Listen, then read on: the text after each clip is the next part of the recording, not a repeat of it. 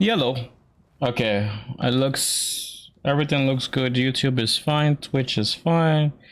Bitrate looks a bit on the so-so, but let's hope everything remains good. How's everyone doing today? Welcome. So we're gonna be doing two things today. A, we're going to be obviously doing some easy farming, and B, we're going to be, what's the word I'm looking for here?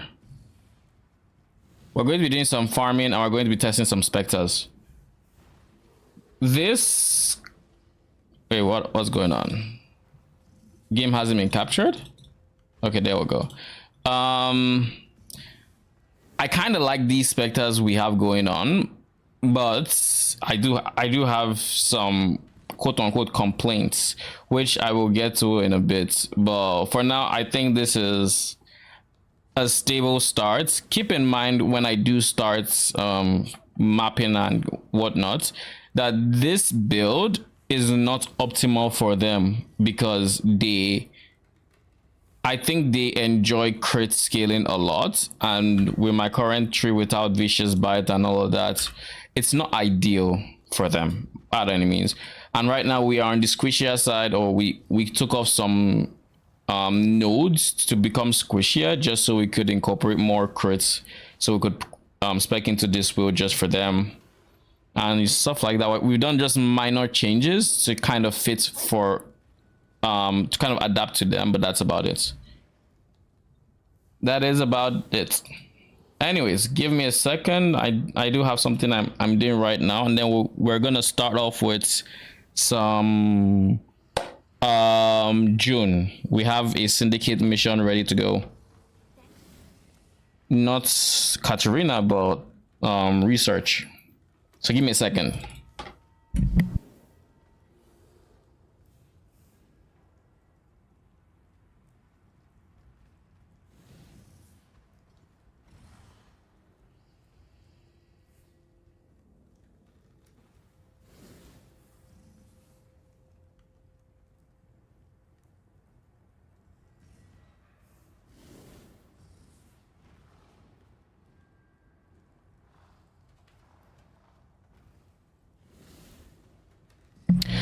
Okay, let's get going. So my biggest complaints with these is they're fantastic for clear. I'll be honest. Like we don't need to use anything along the lines of like we don't have to really do anything. They clear just fine with fireball because fireball does AoE overlaps, so they end up blowing up packs. No need for pierce, no need for anything besides GMP. And even then, I'm on the fence about GMP. I am considering LMP, but the Ravagers do like LMP.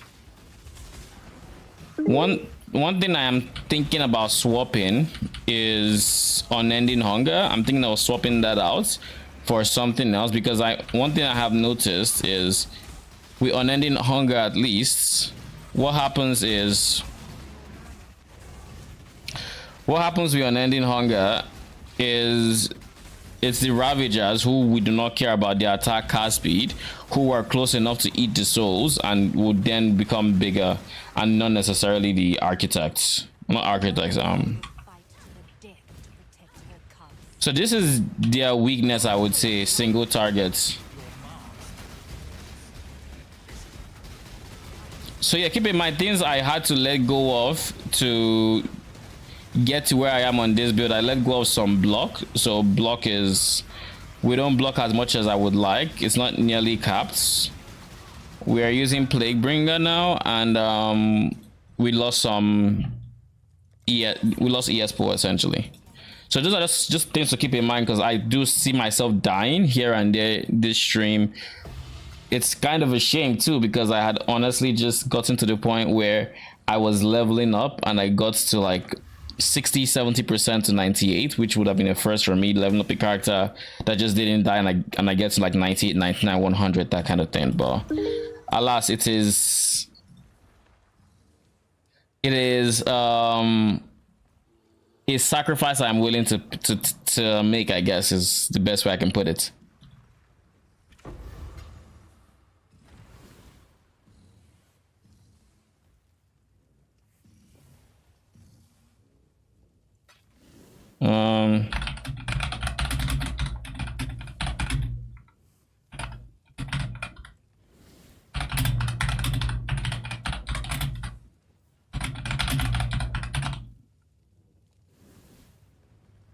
Okay. So what are we gonna do here? More enlightens. But yeah, I think one pain point I would say that not having as much single target as I would like has provided for me so far, which I obviously do not like, is it's made it harder to do Syndicate, because the way Syndicate works, you have to kill the unique enemies, the operatives, within a time. While, like, once you beat the first person, the main person you're trying to beat, the reinforcements start trying to retreat, and you need to beat them very quick. And as such, this has really slowed down my June progress, but a lot. Like, I'm not too bothered about it, because I didn't start experimenting to farm up currency, you know. That is not the reason we started farming currency, or we started trying out fire specters at all. It's just one thing to note with the current state. We are not doing chain. Nope.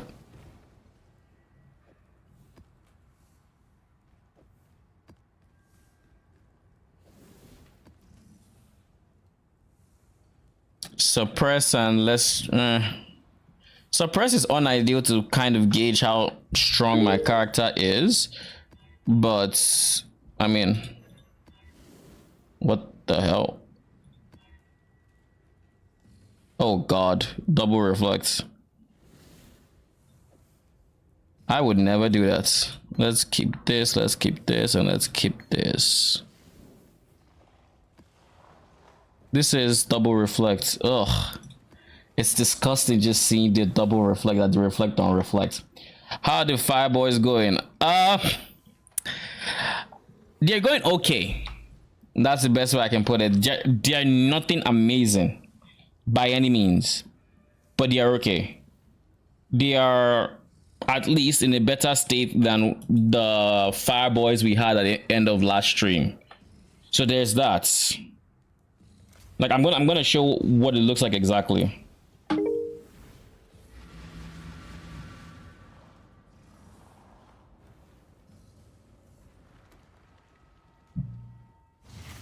Okay, so this is what they look like in a mapping situation. This is, of course, T16. I don't care too much about the mods. So, like I said, clear-wise, they're good. I have no issues with their... What did I just give to my boss? Oh, okay, nothing too serious. It's the single target that I will have to kind of play around with and see what works. Odds are losing GCP for like conk effect, or not for like conk effect, might be the play.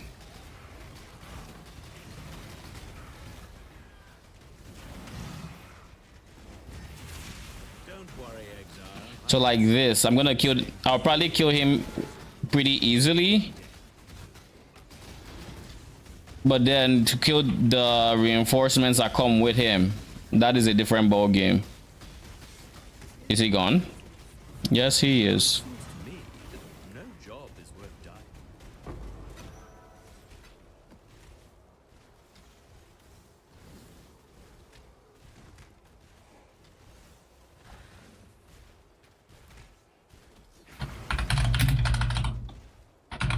All right, I'm done doing what I was doing on this side.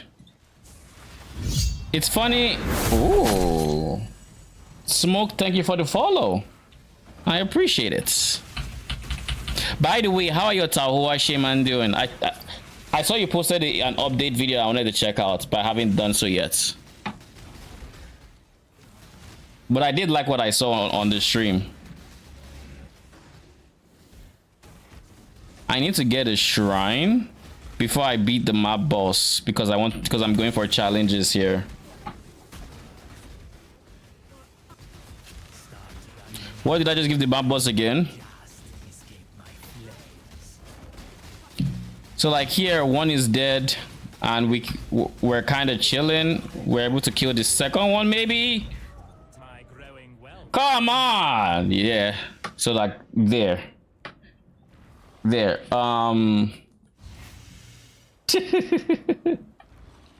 Do both minions scale damage the same way? Pretty much, it seems. So here's the thing: the Caldera Ravagers actually scale a bit differently. Like they do, they're spellcasters, so they kind of scale the same way with their cremation.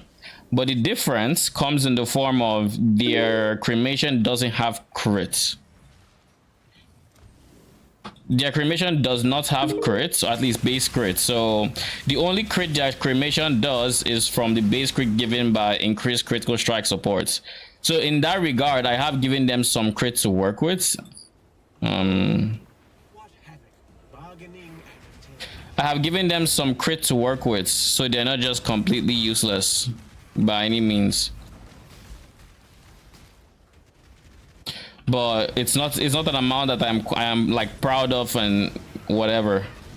Okay, so you say you crushed T17s now. Nice, that's big. I have no idea what T17s are like. I haven't tried it since it was just what two versions before, with the one that you could only chaos, and they were all T17 mods. So I haven't actually tried it. But I should test out the Wretch Defilers on there. That said, I don't see them having any issues whatsoever. Like I think it's going to be very easy. So I'm not bothered about it. Ubers, I'm not much of an Uber gamer myself, so I'm not entirely sure I could even do that, even if my minions would allow me to, especially Exarch. I hate Exarch with a passion. I hate his ball face so much. Interesting and unfortunate at the same time. Yeah, I mean, it is what it is. I have looked wide and far and however you want to put it, and it's just, I don't know. I don't think fire specters would, I don't think they are the best. Like I've looked and there haven't been any that really stand out. Like the Ravagers seem to have potential, and they kind of do, but again, if this is cremation, you have to worry about overlaps. You can't even have too many overlap at the same time because of the nature of like this skill. They end up spreading too far to where it's like it's just a waste. So that's why I only have two, because oh well, that's cool. I killed all three. Did not expect it.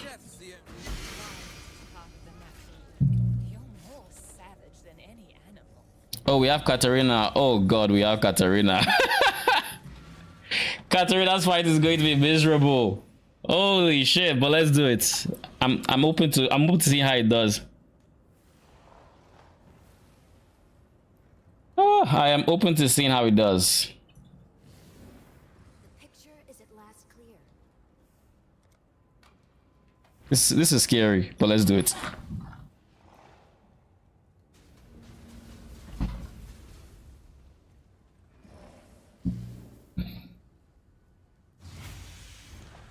Easy clap. I hope so.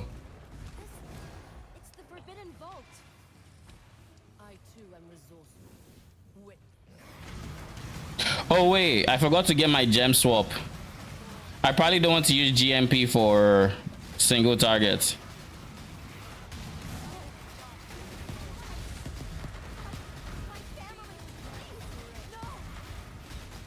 You know what?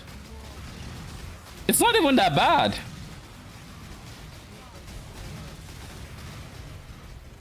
Like, granted, it's no Wretch Defilers, but the build as is still not optimized for them. It's still the Wretch Defiler build with like some changes to help them, right?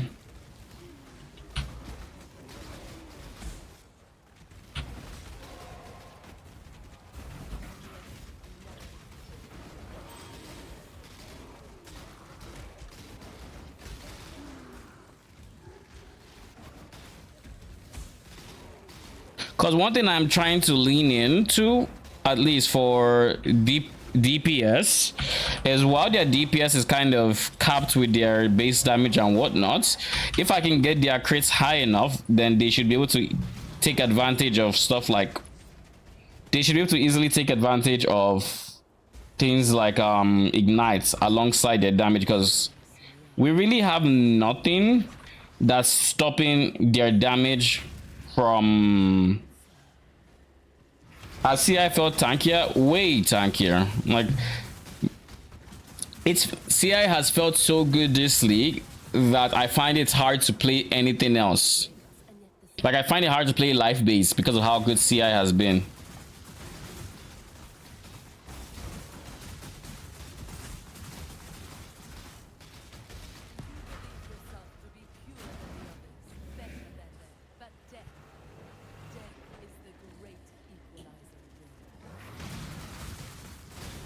But of course, this is using the instant leech, by the way. Without instant leech, I can't 100% say it would feel as good. Where am I going?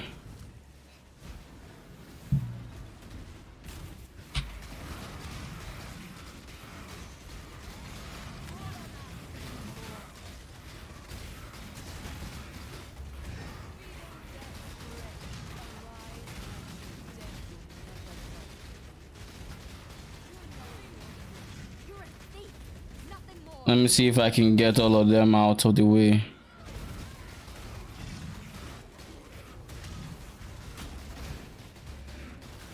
I do not know if I am home free, so I kind of just want to run around just in case there are some skulls I don't see. Okay, I should be good to stay still.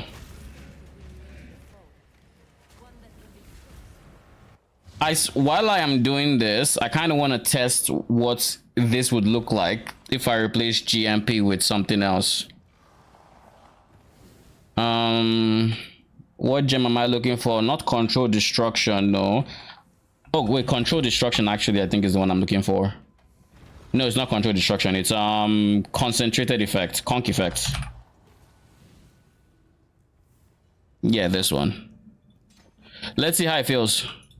What specters am I using now? I am testing them. I do not know if they are good enough to actually recommend by any means, but these are Risen Vow Advocates and Caldera Ravagers in the ratio 7-2, with the Ravagers being the 2.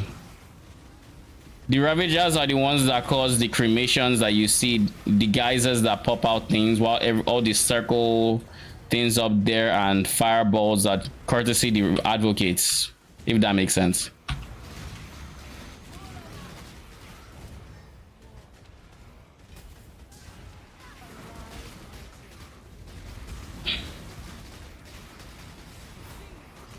I think I had more DPS with GMP, unironically, because it was easier to hit.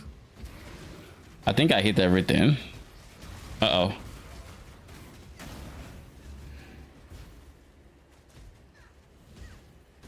Could I write it down? Sure. Once I finish here.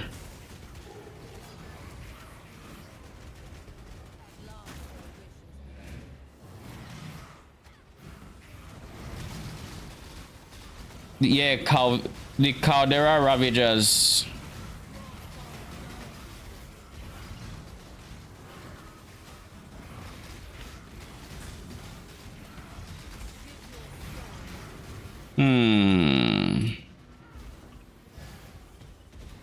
I thought I was done.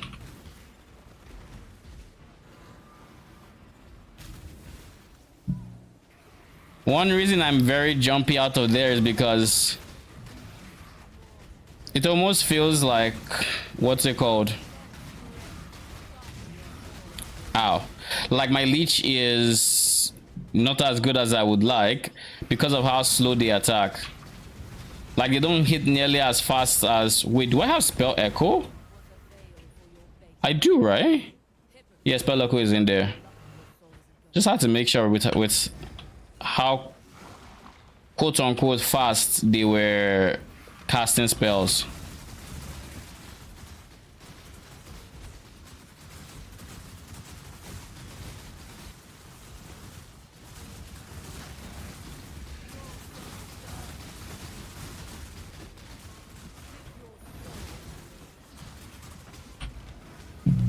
Bruh. Okay, so the specters are 2 Caldera Ravagers.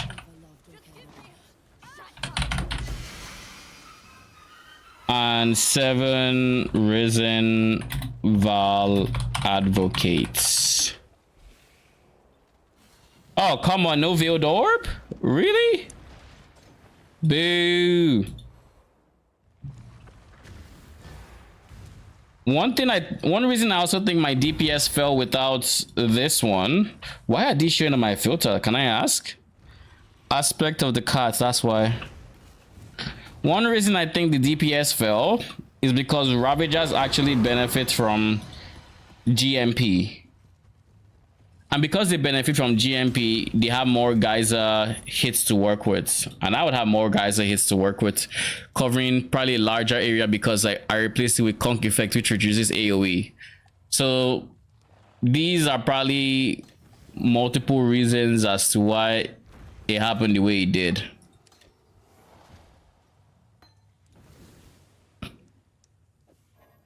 Come on.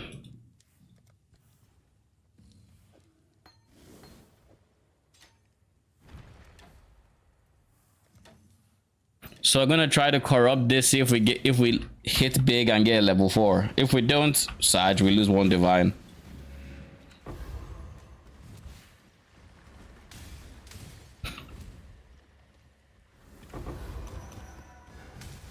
I could also just keep it, to be honest, if I hit a 4, because I would like to have an Enlighten 4 personally.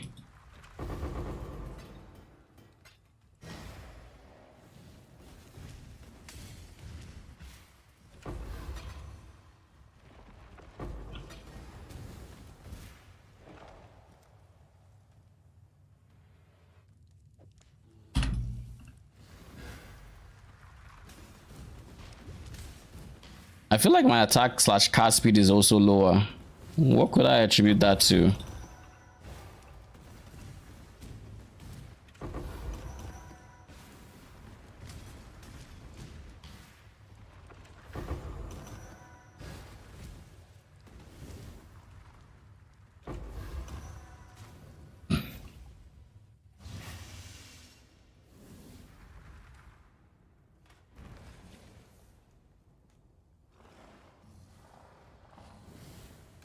Okay, let's corrupt. I don't mind. Having 9 Calderas make the Geyser space. Oh, 9 Ravagers would have very bad clear, which is part of the reason we're trying to mix them up with other Specters. But yes, they would be all over the place, like everywhere.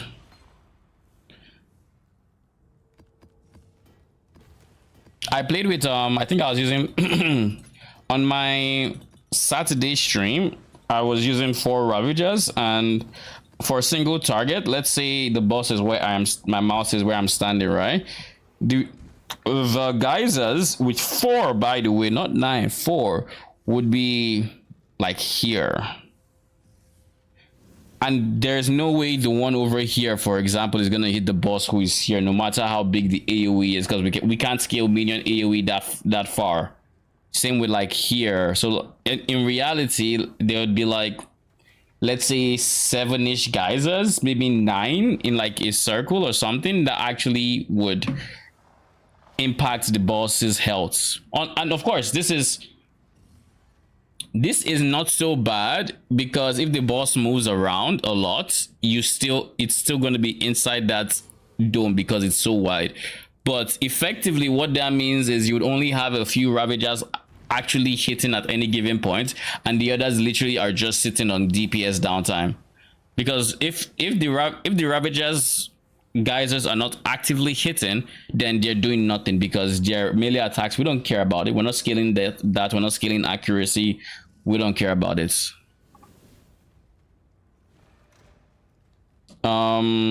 Coffin.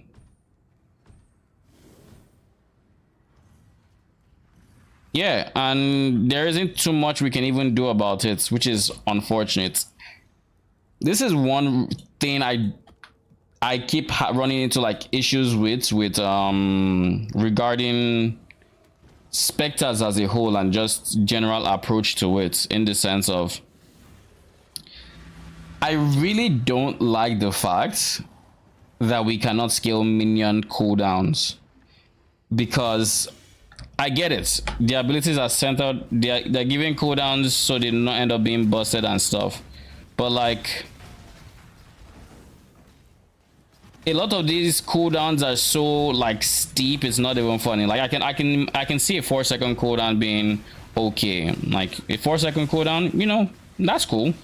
A 6-second, now you're pushing it, but if it's like the, what's the name of those specters again, the lightning beam ones, the storm conduits, I can understand 6 seconds, but then you see a specter like the conduits and they give them 12 seconds on their cooldown, and there's no way for you to reduce it, especially since they removed alt gems. It's like okay, what gives?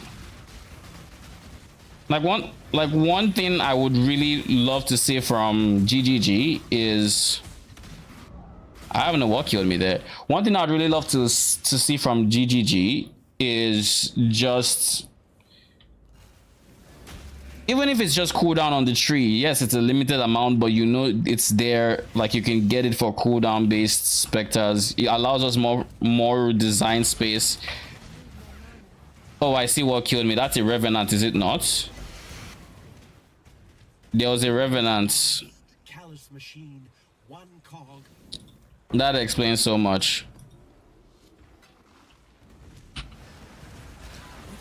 Thanks for the names, Spectre names. I do not have my profile linked as a command. I probably should though. But if you're looking for my stream name is my account's name. If you want to look for a specific character, it's this one, Spectre Conic. Absolutely. I just can't. Dead. You should have given them. You're a smart one, Exile.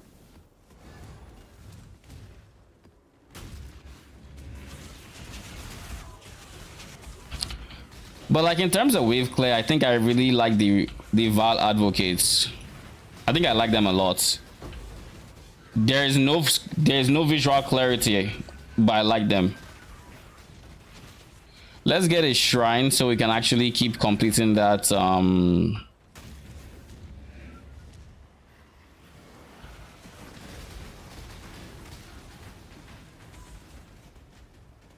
Did I get it? I didn't get it. The challenges, having to do 50 bosses with shrine effects is on the harder side if you do not plan for it. But that's one thing I like about being in cemetery slash. Are you dead? Oh no, you're still very much alive.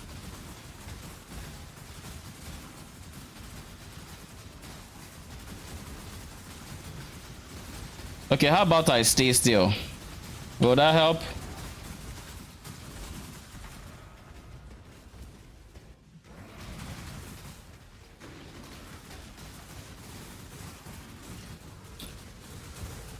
Oh, and fun fact, if the Ravagers were actually cold, instead of fire like geysers, they were ice geysers or something, like they were doing cold damage, they'd be much easier to scale.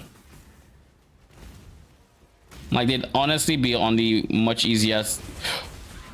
Oh, I just thought about something. This could help, or this could be a net DPS loss, but there's really only one way to tell. Oh god, I hate the visual clarity. I hate the visual clarity. It's so bad. Like you just don't see anything. But there's something I just thought about, using Tukohama Vanguards for increased fire exposure, because right now my build is still, like I said, it's still centered around the Wretch Defiler, so even my exposure and hit is still on lightning. So swapping out a minion for a Tukohama Vanguard who is going to apply a 25% fire exposure is probably not a bad idea. especially if I think single target is where I'm lacking. Especially also because there's no cooldown on the exposure and it's literally just this happens so often, it's annoying, where they have like 2 HP, but because we aren't like focusing fire on them, instead we have like all this spread out damage, they live. But yeah, I think it might actually be a DPS. It's not a DPS loss. I think it's you gain DPS by doing it. So let's go get some Tsukuhama Vanguards. I think my order of minions, I think I got all the Risen Val Architects. Or are you only testing spell based fire ones? Currently, yes. I can kind of expand into attack based if I decide to invest in an Awakened Generosity, and I just link that with precision. I can do that, to be honest. What's currently linked to my generosity? Where is generosity? There we go. It's Zealotry. So I can replace this with precision, and that would typically give enough accuracy for attack based. So I can't test attack based if you have any in mind that you want to test out.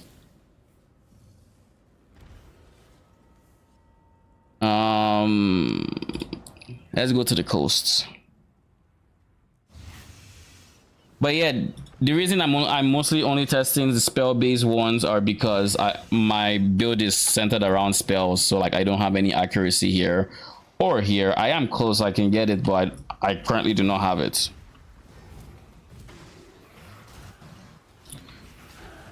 There should be Vanguard somewhere here. There we go. I saw a Vanguard. Let's remove spell echo.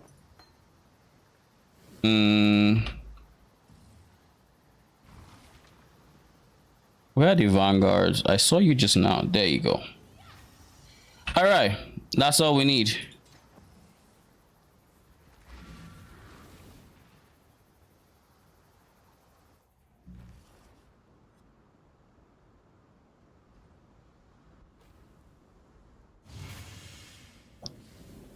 This should not result in a clear speed decrease, I don't think, but it should increase single targets. I'm also considering adding 1 Ravager.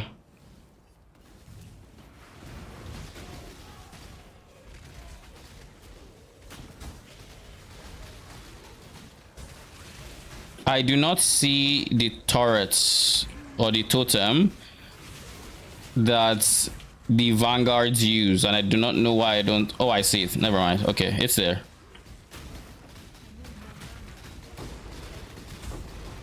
It's there, 100%.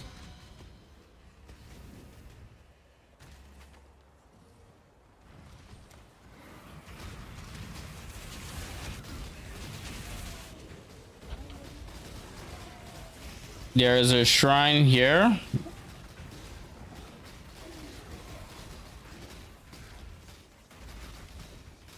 There we go.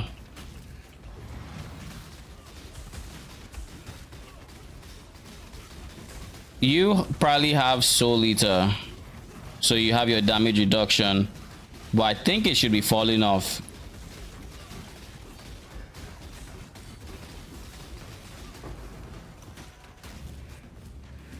How much? We have 35 seconds. We can get to the boss in that time. So let's see if it's actually an increase. Yo, why are you running around? You never run around. You have Charlatan's Grip.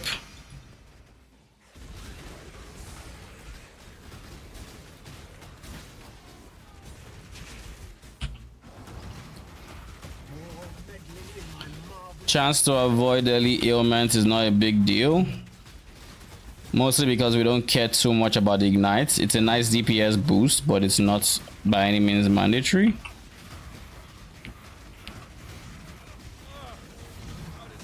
Okay, one of them is down. 2 are down. Always hoped I'd get a warrior's death. Oh, Well, I have 3 safe houses to run. This is actually the perfect opportunity to actually test it out.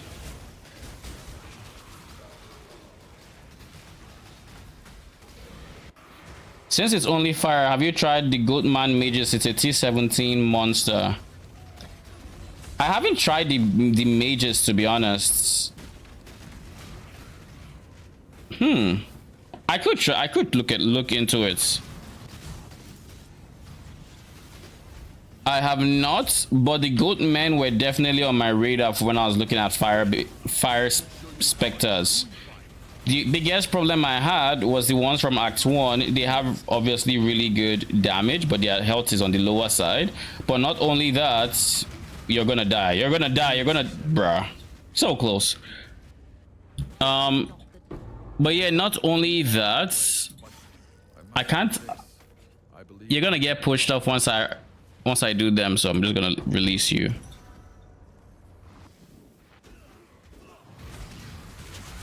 Oh, their life is still on the lower end in the T17 version.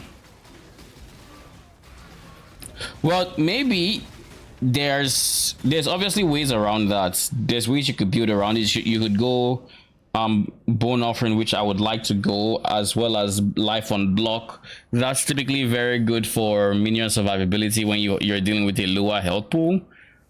Much better than the chaos res, I forget the name, the one that gives you health as ES. Getting block is much more effective than that. But that being said, let me look at your PoEDB and see if it's anything to write home about. So you said Goatman Mages. Oh, there we go.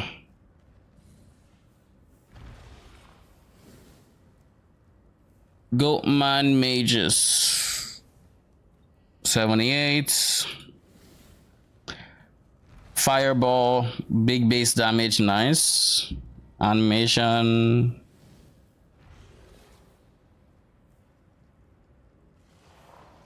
Undying Flame Breath. At last Uber.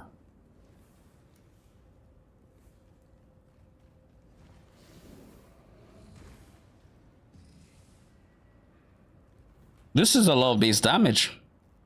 And they Scourge? If they Scourge, that would be huge. You don't think they cast their breath? Probably not. If so, this would be a really strong ability, even if not for specifically this build, or not this build, but more like fire-based specters. But it'd be really good for like, let's say, a Zoomancer type build. The only thing is, I don't think the Zoomancer would necessarily go for it because it's a 20% chance and it's a 6-second cooldown. So in reality, it's a 1 in 5. So it's like you get Scorch every 35 seconds on average. And if you're doing that, so I guess less than ball. But I guess if the duration of the Scorch is enough for bosses, it could be worth it, but it's still just not guaranteed Scorch. But that being said, it is still a source of Scorch if you didn't have one before, and I definitely don't. So even just having one might be a decent increase. I will have to look for them, I guess. I do not like spamming T17 maps. But I do think I have a few saved up. Yep, I have 10.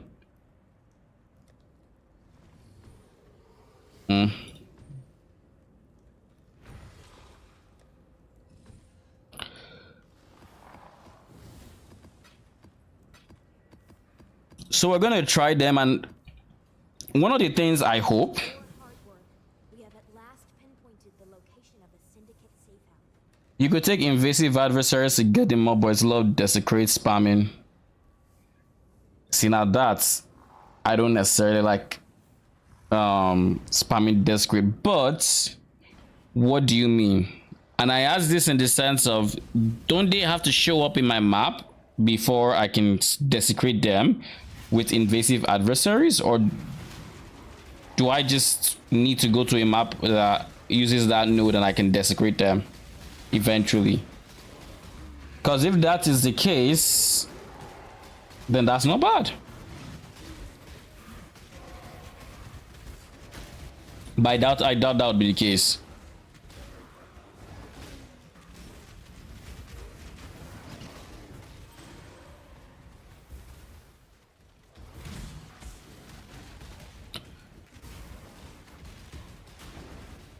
Oh, and that reason why I don't expect too much damage from the build is I have a lot of gems that are still leveling, including my aura, my support gems. They are definitely not to any certain quality, stuff like that. But that said, they are also not the biggest, you know, damage sources. 20% quality from increased crit is not going to take a skill from feeling bad to feeling good. It will make a difference, but not that much.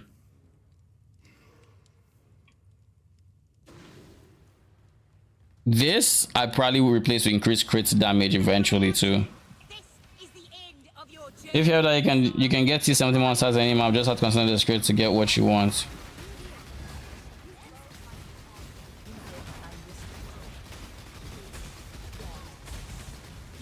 Yeah, I know about getting T17s in any map. I don't think I currently use it. I have a tree that uses invasive adversaries, I think. You know one thing that's good about the league mechanic? I think I can genuinely use invasive adversaries, which I have been Is there anything good here? It's nothing I can see that is... I see blood grip, but I don't know that that's good, and I don't know what this is. Yeah, nothing good.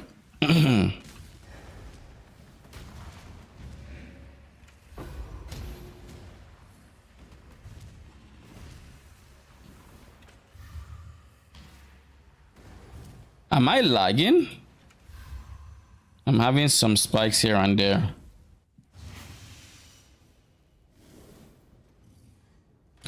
So yeah, maybe I should put invasive adversaries on this tree. It's so far though. Actually, not so much. It's just 1, 2, 3, 4, 5, 6. 6 points away. I can sacrifice some scarab chance for that.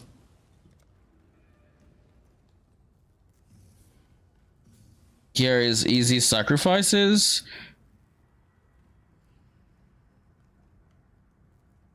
Honestly, I think I'm going to sacrifice this. I don't think I'm too big on it.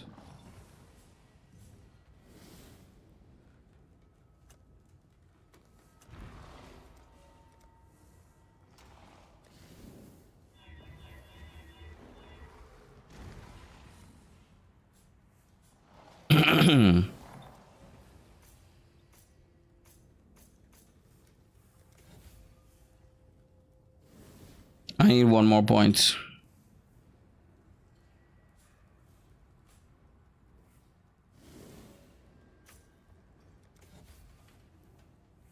I kind of want to go map chance, but I'll go for exact pack size. I think that's the best single point I can get. Maybe some more scare up chance. I don't know. If you have that, you can get to something monsters in any map. Just have to constantly desecrate to get what you want. Okay, let me see if I do I understand it correctly.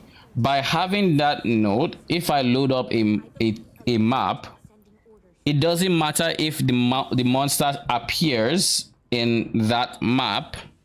I can desecrate any T17 whatsoever, like any T17 mob whatsoever. They are all in the pool of the map once that node is selected. Or do I have to run into them first and then try to desecrate them after the fact?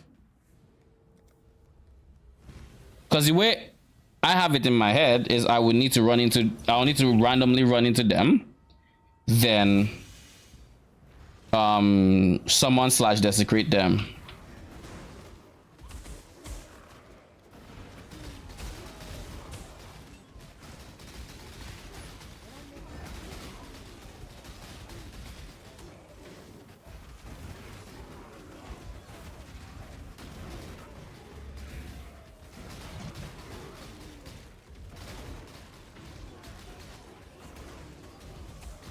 I would say not every T17, but most of them you don't have to run into them, you can desecrate. Okay. In that case, I guess we better get ready to desecrate a lot in the next map. Place of sanctuary, one which I cannot allow you to defile. Well, know that we must.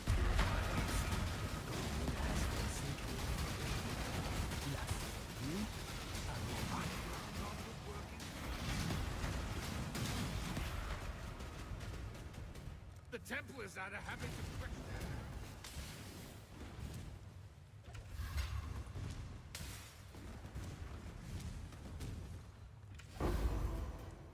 So once we're done with these safe houses, I'm just gonna do that.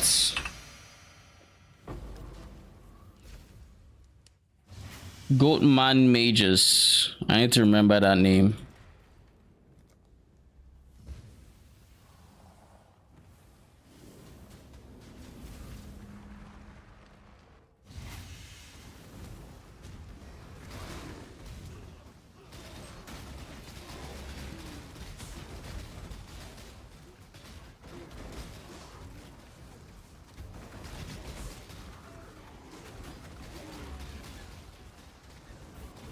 I wonder if there's a universe where Pierce return projectiles even makes sense for this build. I would think not. But it's worth testing, but I don't think it would be worth it. You dare bow the sanctuary. To the dead! I summon you, Doctor. Bring your exile. I guarantee I personally run powerless in your time. I will enjoy watching. Okay. We're done with our triple safe houses.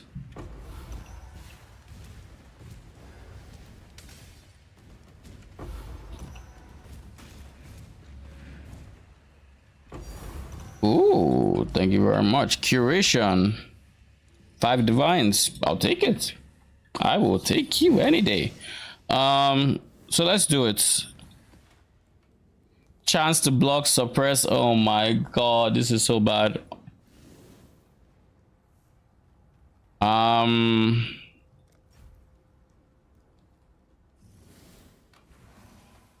Y'all are just guaranteed to suppress. That's fine.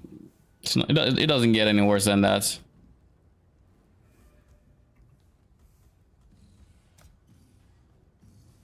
Which one of these do not shoot projectiles? I want to say Vengeful Ghost. Let's hope I am right. We're going to go into the map, then we're going to set up our whole thing.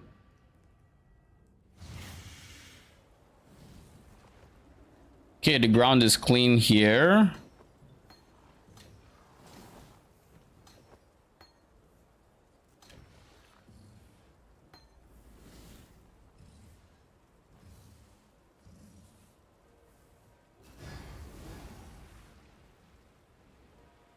Oh, I see some sun bleach, flame bring.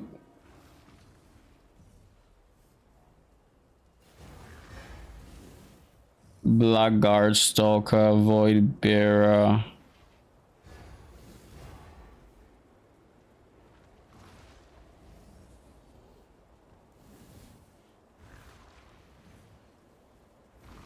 Thanks for your Spectre videos. You're welcome. I'm glad you enjoyed them. What is a Flame Harbinger? What do you do? Hello. POEDB. So have you ended up playing with any of the Spectre builds? Are you an avid Minion enthusiast like myself? Flame Harbinger was the name, right? Harbinger. Thank you for the sub. I don't know why OBS doesn't show YouTube subs, but I have to assume that's you. But so thank you. Flame Harbinger shoots 2 additional projectiles and skeleton. Ugh. Wait, what?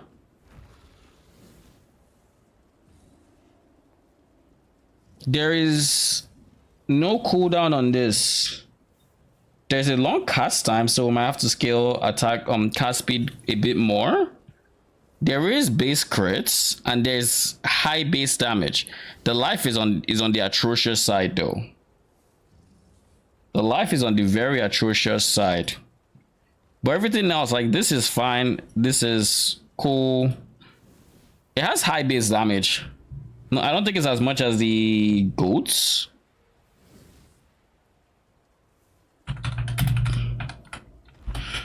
And I think this is also squishier than the goats. Yeah, it's a bit less healthy. Yeah, okay. We keep looking for the goats.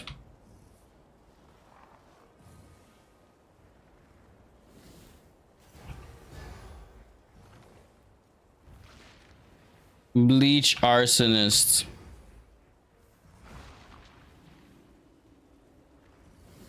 Reanimator is there.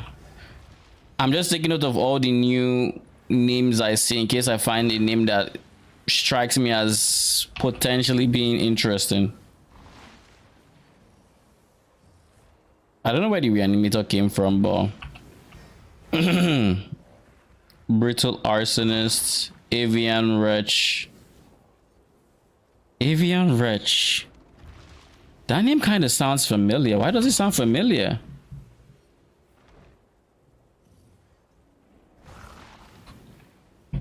Avian Wretch. Bestiary. Blood projectiles repeats 2 times by default.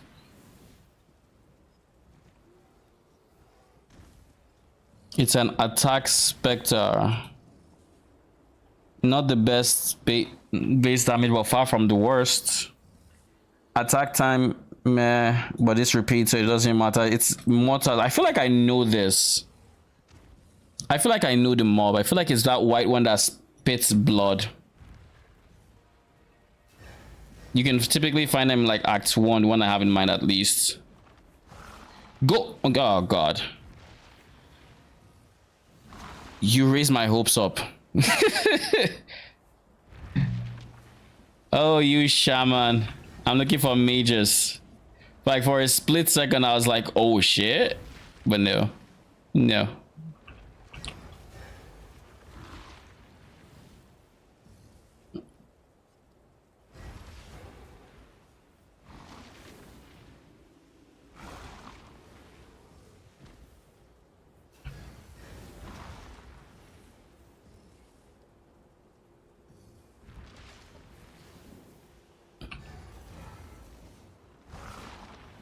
Come on. You know you want to give me the mob I want to see.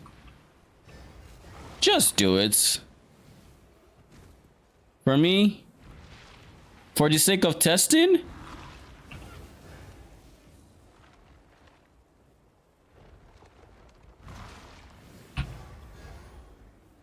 One big thing I want to test out with the mages is, and if this is fixed, honestly, it fixes them entirely. Is if they lose the behavior they have from Act 1, that is the strafe left, strafe right, the kiting they have, or the melee attacks if they are in melee range. If this new T17 version doesn't do any of that, then that would be huge. Genuinely very big, because among all the specters that have fireball that I have checked, they by far have the highest base damage, and that's big potential, like very big potential to at least start scaling from, right? So if their behavior can just keep them attacking consistently, you never know.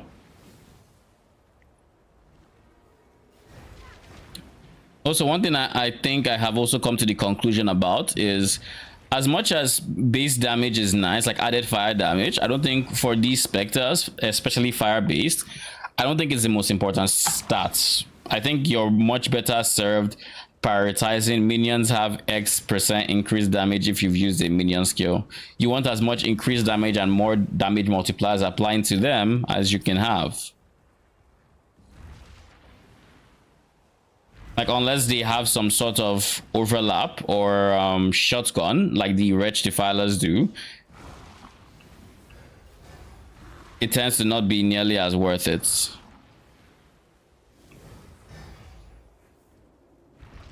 So, you guys are just not gonna give me, are you? It's not happening.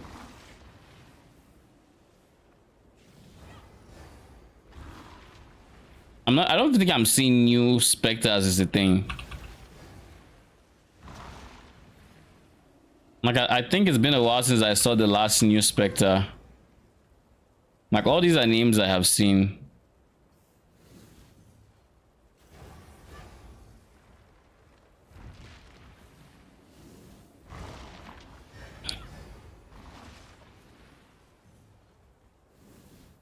I'm about to spam Desecrate.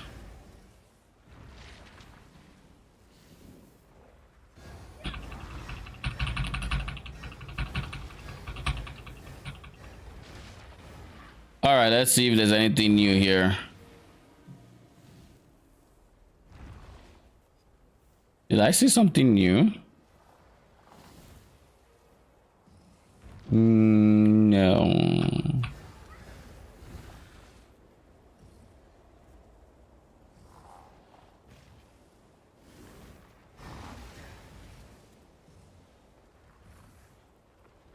Come on.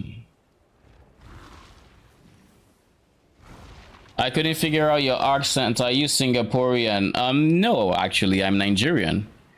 I am Nigerian, but my accent is part Nigerian, part Canadian, because I have lived in Canada for a few years now. So if you can't place my accent, it's because it's not any one region specifically, but a mixture.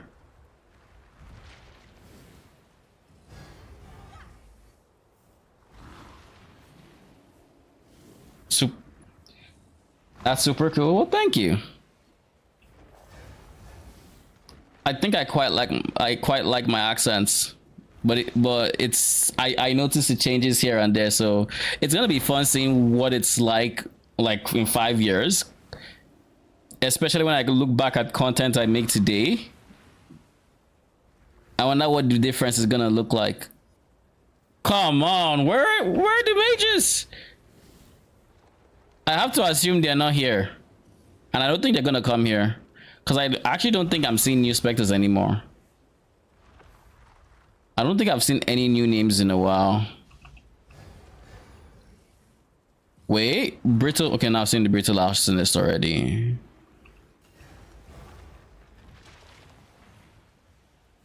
I keep getting baited by the shaman. I'm like, oh, I see Goatman, and I'm like, oh, shaman.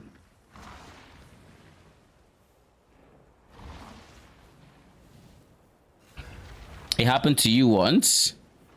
I haven't actually paid too much attention to the invasive adversaries, but maybe it's possible that even though we have selected the effects that happen to certain mobs at the start of the map, maybe what happens is as they spawn, they get swapped out, and by the time you're done with the map, you have access to everything, because that's a possibility. So let's test that theory out, I guess. Slap this in there, slap this in there. So we're going to finish this map, and then we're going to desecrate at the end and see if we see new species that were not here.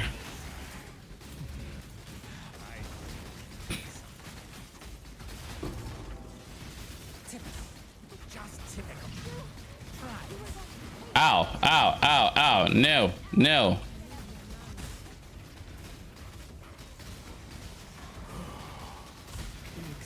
Oh, now they're gonna try to escape, aren't they?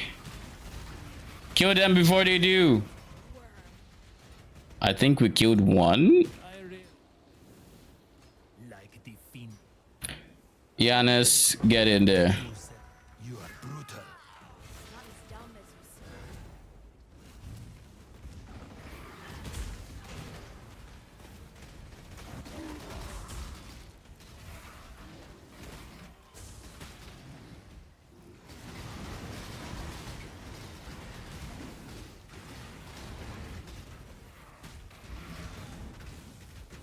I'm gonna get that shrine afterwards.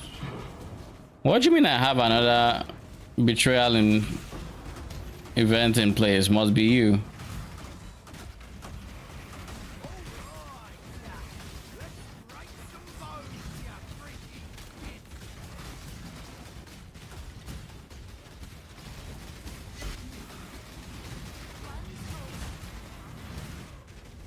Not bad. It plays too rough. It has watched. Did you see that fiend? Talk. It does not work. Listen and do not blink.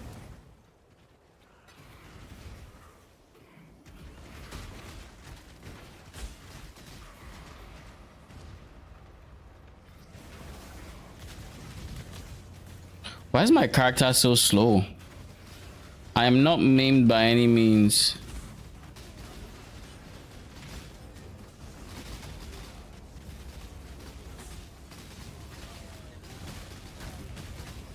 Your people do nothing right.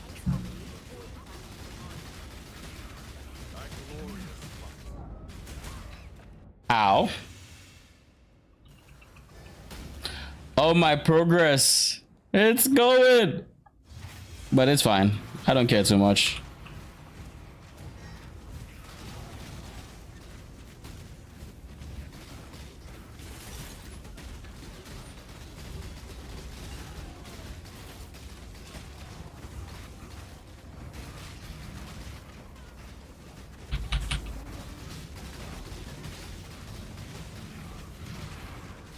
Okay.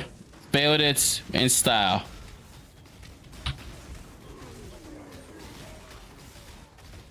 Let me just make sure my links are what I expect them to be. They look fine. They look alright.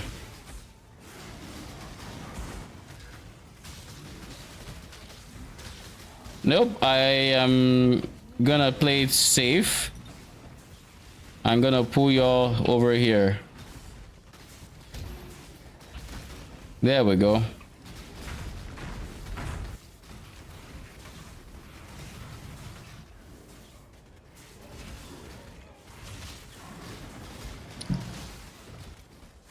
Where's the final boss?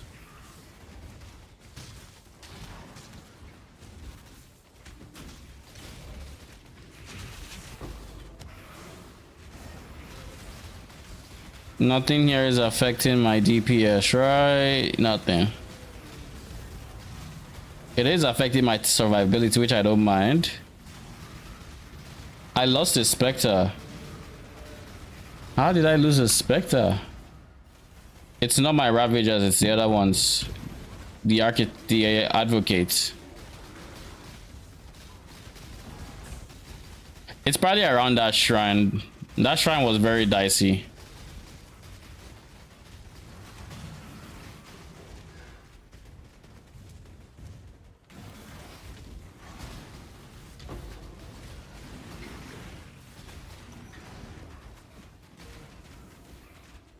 Okay, it looks like we've killed most things.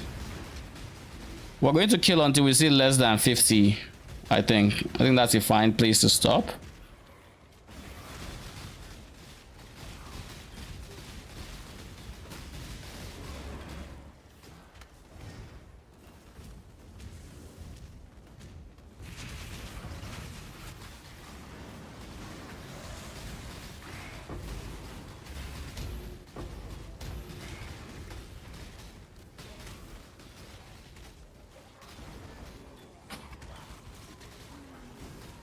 Okay, I'll keep this.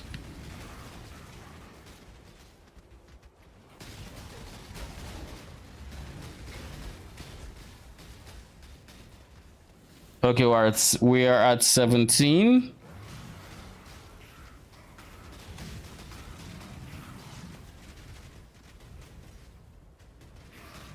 Bruh. Can you like leave me alone? Thank you. Keep that there. Honestly, I want to use offering. Okay. Done. I just wanted to use offering.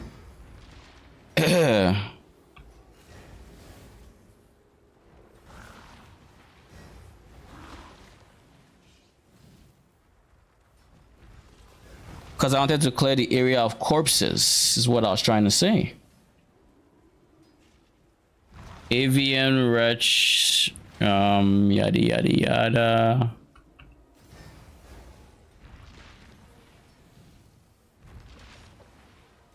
Sun bleached.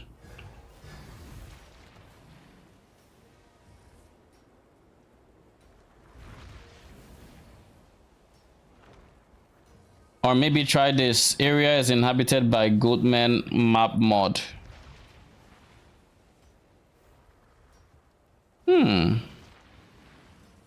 We could do that actually. Let's open trade. Trade. What is it called? Cemetery. I hope invasive adversaries doesn't then overwrite the thing. Area inhabited by Goatman. Map filter, map tier 16, please.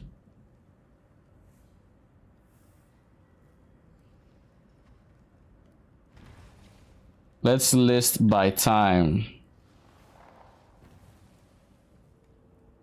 How long ago did anyone list this?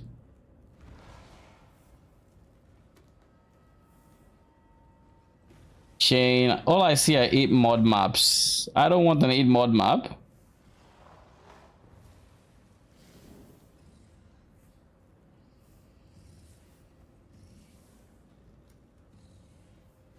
I can deal with this 8 mod to be honest. That's a big amount of crit though. It's a big amount of crits. 5 chaos.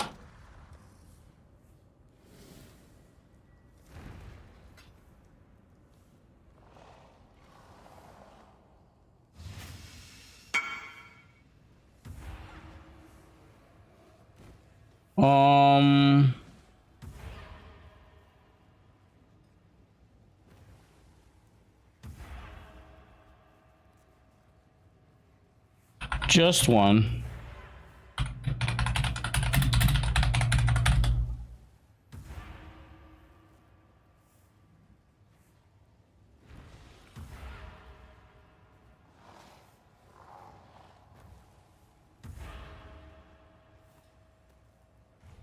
Didn't they say they reduced the volume of that? This is Goatman, right? Yeah, it's Goatman. Thank you.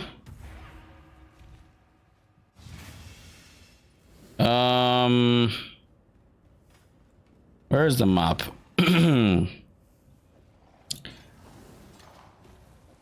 Place sort of scares me with all the crits.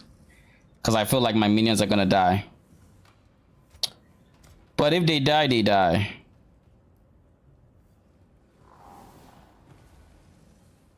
We don't have any...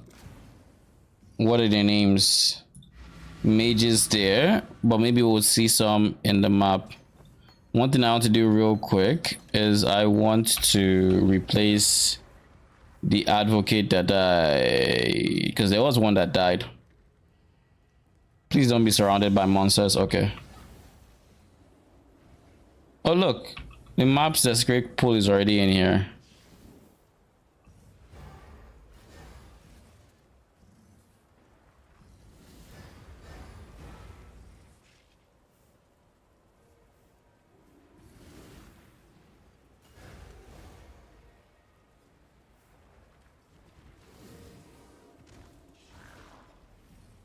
Hulking Titan.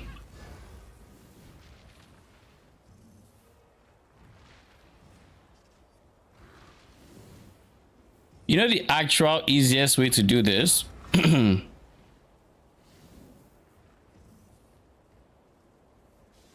The actual easiest way to do this would just be to spam white maps until I see them, I think, because it looks like everything that's new in the desecrate pool was something I saw on in the lantern.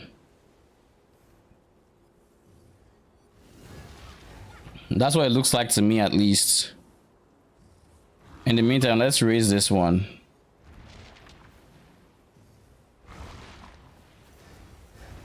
I am seeing some weird names though, so maybe not.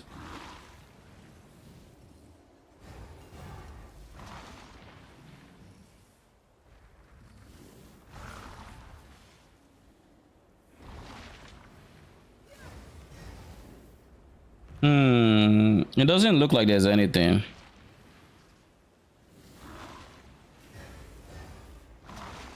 Yeah, I don't think there's anything right now.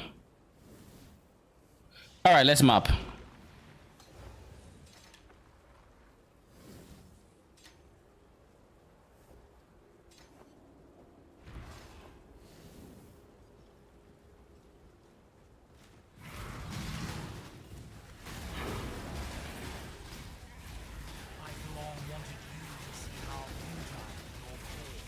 I was gonna say lightning pen. Why do I have lightning pen? And I remember it's on my offhand slot.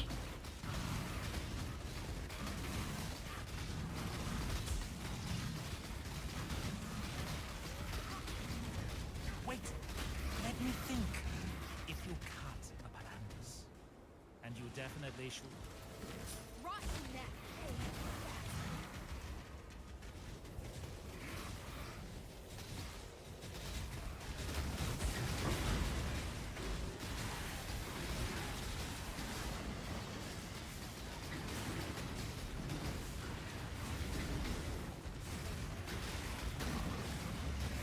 I'm just making sure there really isn't anything.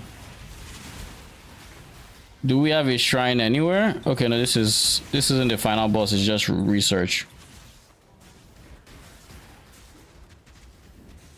I'm confused. Oh. Why is it always fortification that always starts without my knowledge?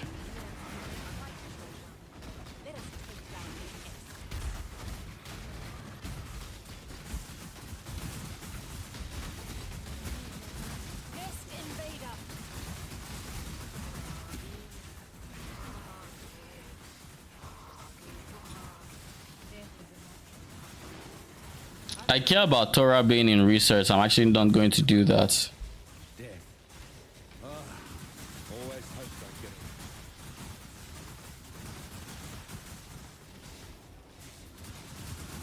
it. What do you mean 8 intelligence per turn?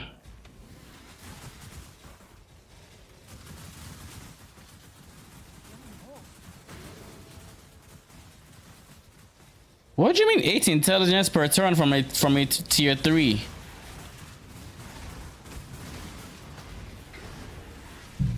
I am so confused.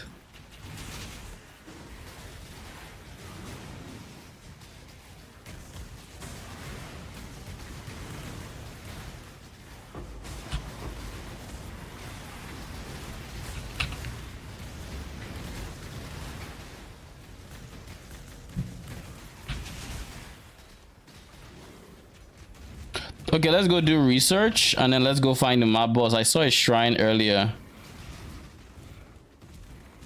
And I think I now know where the boss is.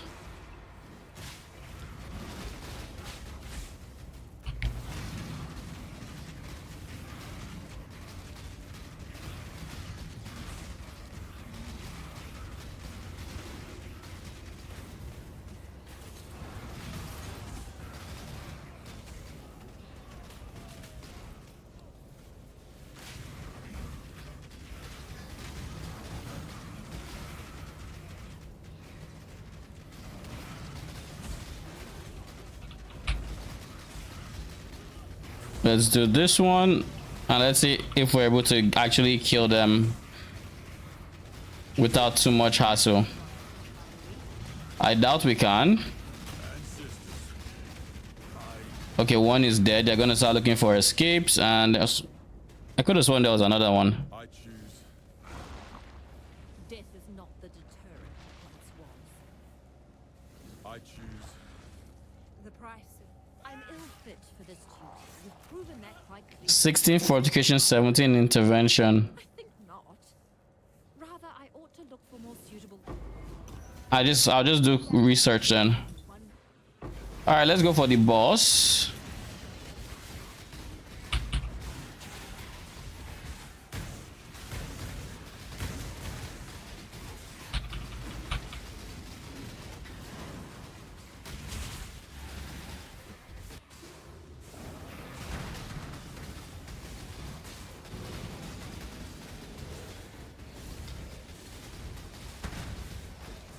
How?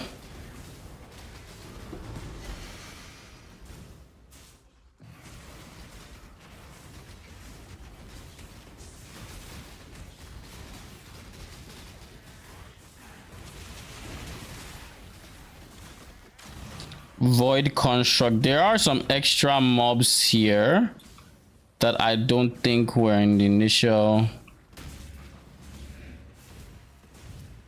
Like if I were to come here and I do this.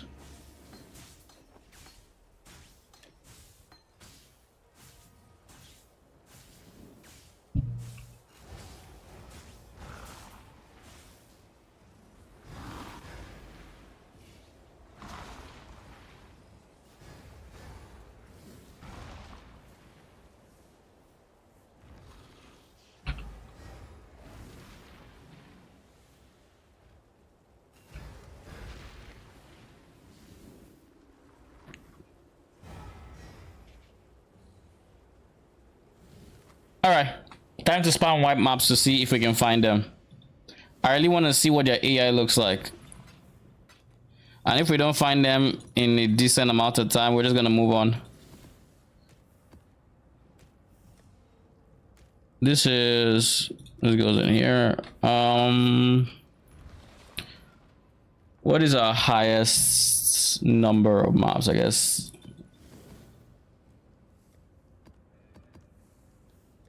We skipped tier 3s and 2s a lot, especially when testing new builds.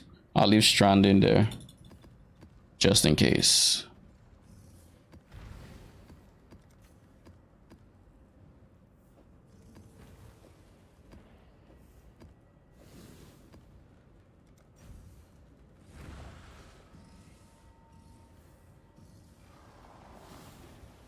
Okay, so we have ideas of everything that's gonna be in there.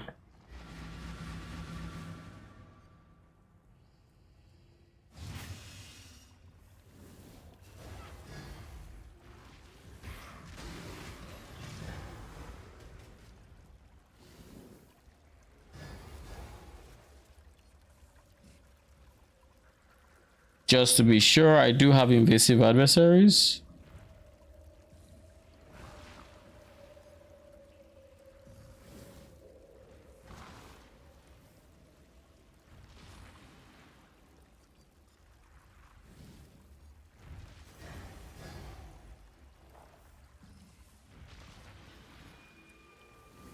Was any of these specters not in the map device?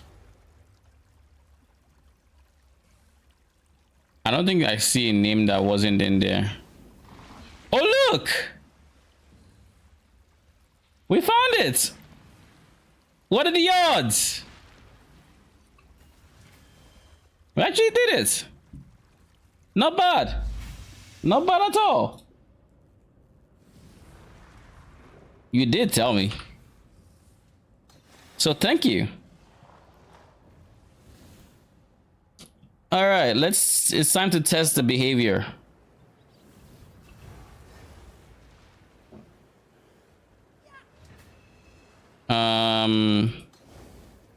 We can leave these two in there, but let's take this out. Take this out. Leave these two, and leave GMP. Switch from here.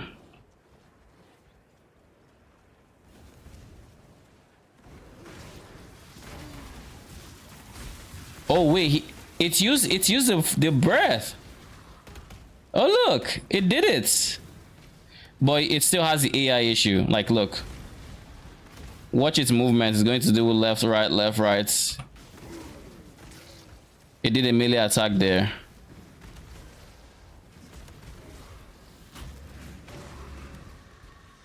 But like look, it's not attacking, it's going left and right. It doesn't fix the AI issues. But it's probably stronger than the other Goatmen. Like look, no, it spent like a second there without attacking.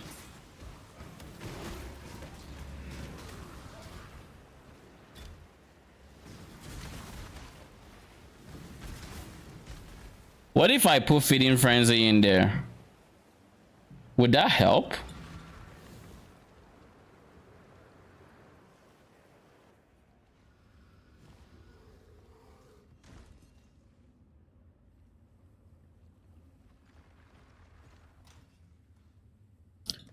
Thank you for the lurk, Chungo. How are you doing? I came here for Feeding Frenzy. Yoink. Blood Aqueducts. Let's see if it makes any difference with their strafing. I doubt it will. I highly doubt it will. But we'll see.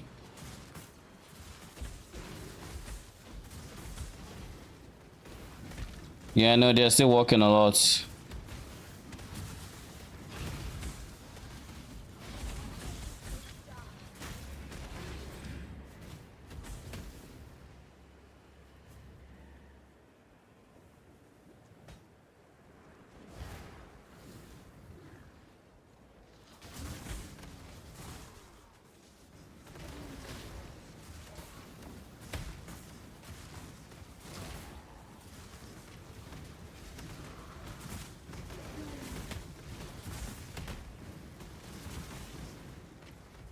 So at least I think when it locks onto an enemy, it keeps attacking.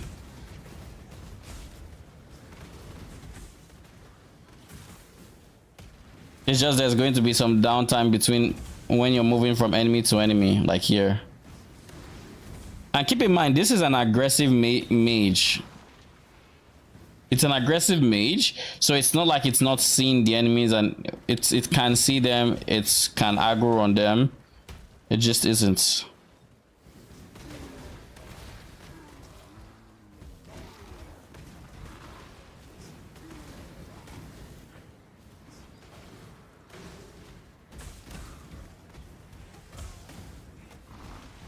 Like all these bonks we're seeing. DPS downtime, the walking DPS downtime.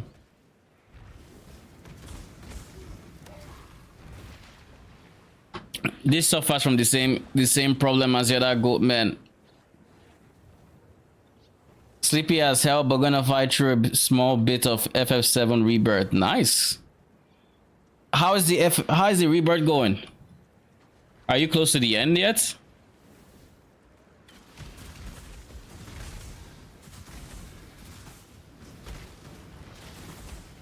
PS, if you guys have any skill gems you want to see how it interacts with the Specter, do let me know. Like for example, I think I want to see what Pierce return projectiles looks like, but I think for that I'm going to need 3 white sockets because I think I would still need GMP.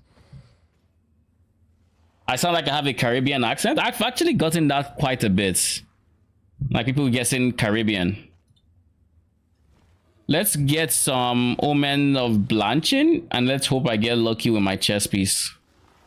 Honestly, it doesn't even matter. I have 1. I can just YOLO it and see if I get lucky.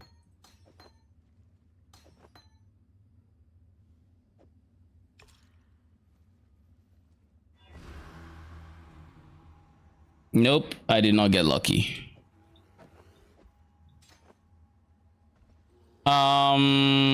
Bulk items. Oh, this is not the tab to use, it's this one. Bulk item chaoses, and what am I looking for? Omen of Blanching, that is on the... I'll just search it, F it. Blanching, tattoos and omens, there we go. 30 chaos per, not bad, still the same. This, honestly, this piece of currency has been like, this omen has been the most stable price wise of anything I have seen this league. First time I got them, they were 30C, now they're still 30, 31. Kudos on the stability, you know, aspire to be as stable as the omen of Blanching's price. Okay, anyone gonna reply? I don't want to buy one at a time, so let's look at minimum 3, because I think they should have the same amount of waiting. Jesus Christ! So this guy that has the 4, these ones just yanked like 10 chaos on top of it, so I'd be spending like a divine for 4. Actually, more than a divine, because a divine is 150 right now. No? You're kidding me. People who have 3, I don't think can charge 1 for 50. I don't think your bulk being 3 is sufficient for that price hike. I do not think so. Like you basically added 20 chaos per. This is probably a price fixer, probably not gonna reply me, but hey,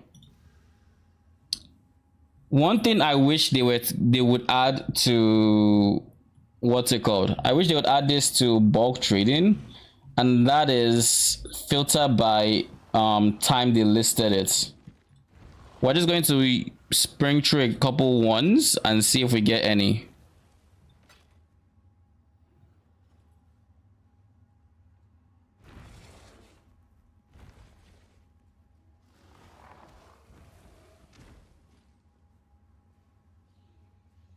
Still no?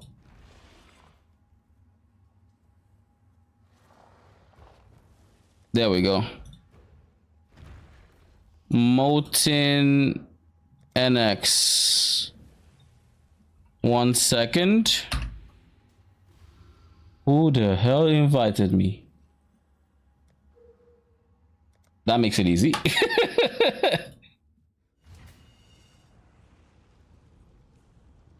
I sure hope I'm near the end. 2010. Thank you. Invite. Visit hideouts. I have enough currency, right? Yeah, I do.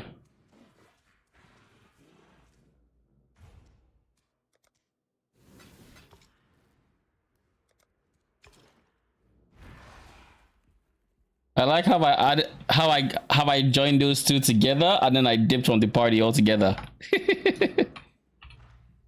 We're gonna get 2 more to be on the safer side and to prevent me needing to trade. And if I get it early, then I get it early. So 2 more. 1.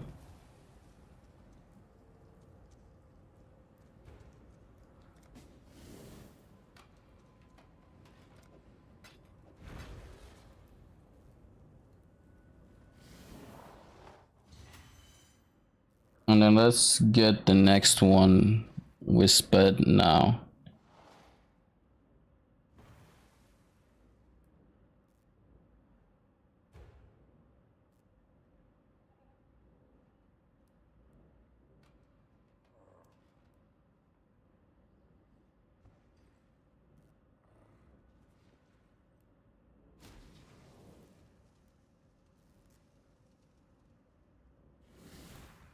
Okay, it's still there.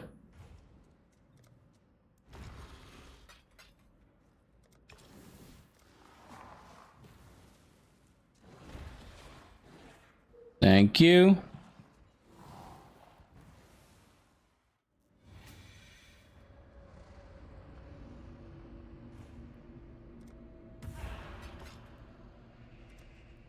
Thank you. And now let's go to town and try this again, shall we?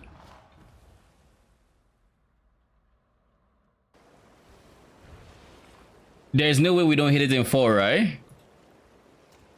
Absolutely no way. We are 100% gonna hit it in 4. Hit it in 1.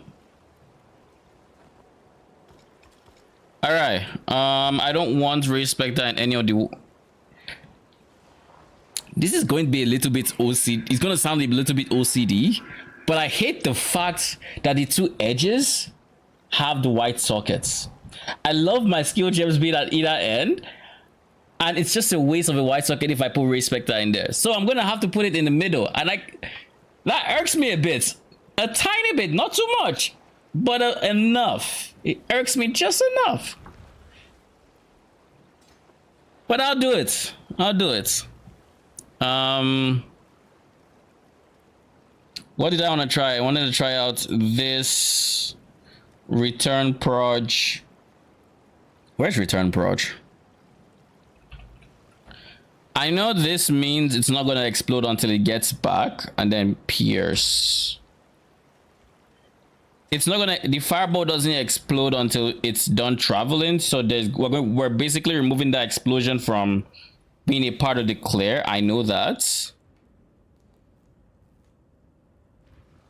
There should be a goat in there.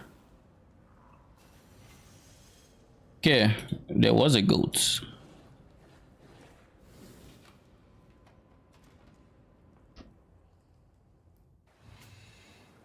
I'm sure I'm near the end. Love the game, but I'm just shy of 70 hours in already. That sounds like it's worth it to me. And I'm glad you're having fun with it. Let's see how this feels like without the explosion.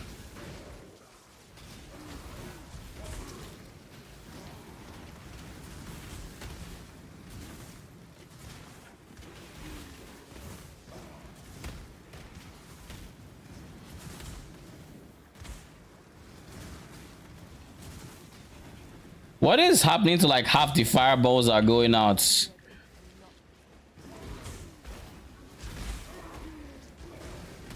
They must really have a very long travel path.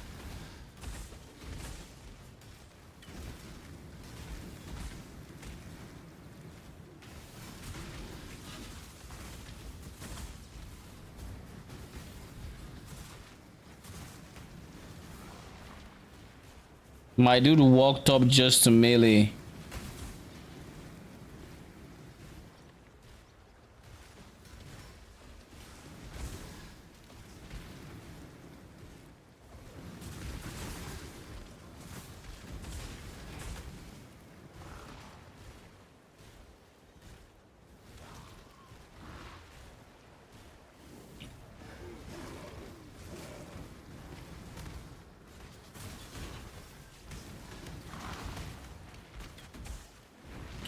They tend to travel very far now that they are returning.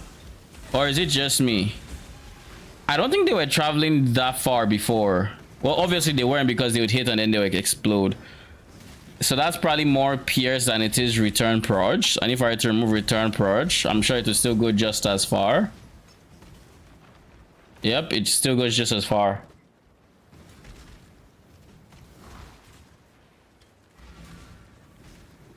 And if I had to,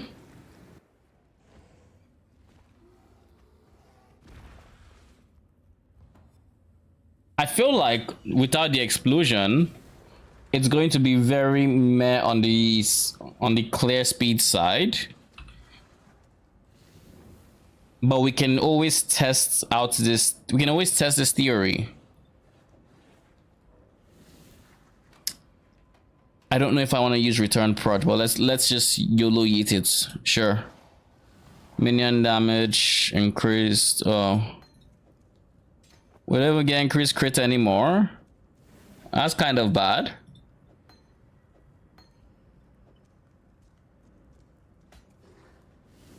All right. Before we let's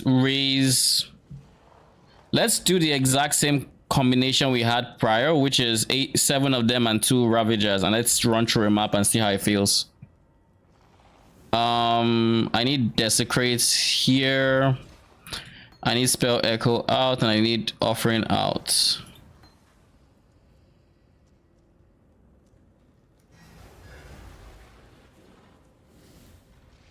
We're going to try without the Tokuhama Vanguard. One Ravager.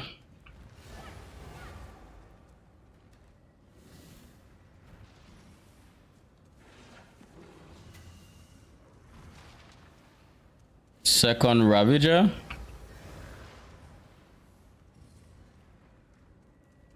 Yo, I feel like I'm going to get beaten by a shaman soon. Because every single time I see the shaman, I'm like, oh. And then I realize it's shaman, not mages. And the disappointment sets. Do we add a Vanguard for the exposure? Or do we just leave it at 7-2?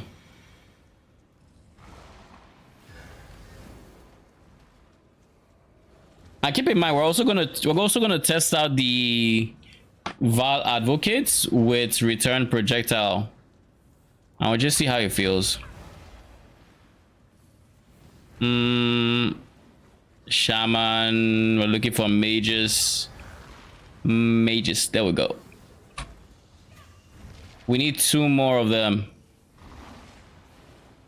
Did I see something? Or no? I have to assume no, I did not see anything.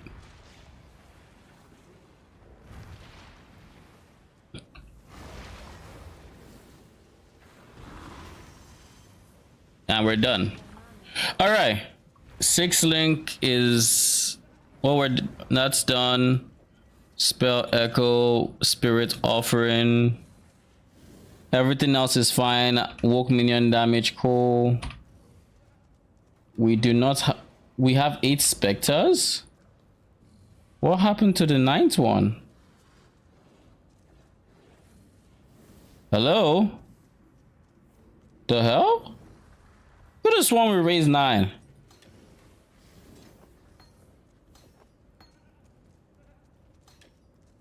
I could have sworn we raised 9, but okay.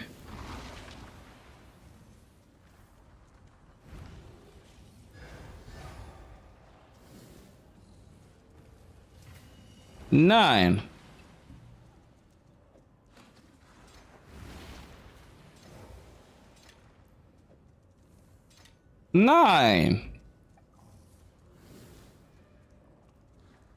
Just to confirm one more time, there's 9 here. Okay, cool. Feel like I'm bugging. All right, let's try this out, shall we? Oh wait, out of portal scrolls.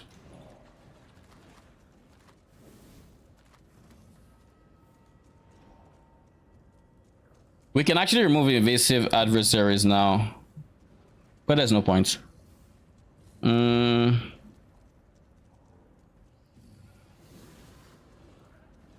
should be looking here, to be honest. I was looking here. Doesn't matter.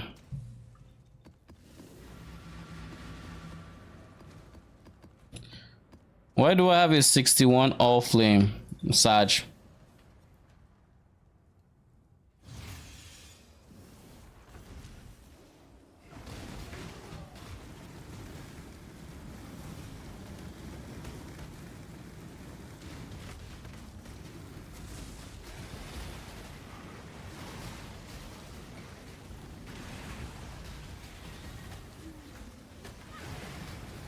Okay.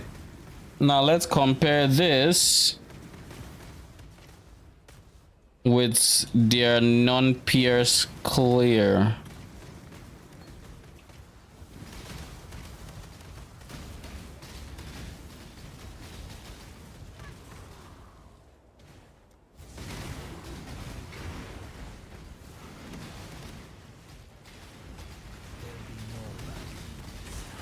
I said clear and then I get attacked by multiple different. I had a job to do here.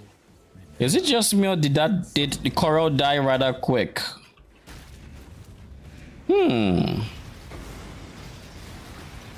These have much higher base damage, so In theory, it should be better. In theory. Assuming they keep attacking. Which I do not know if they will.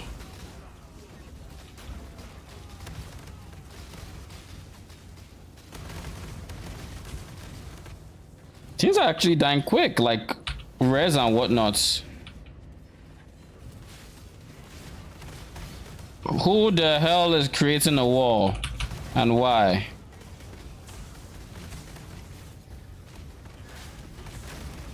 Yo, I am so slow everywhere. Why?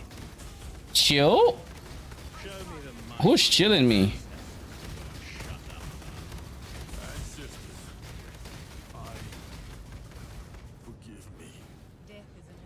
What a waste. If you think I'm going to say... You honor.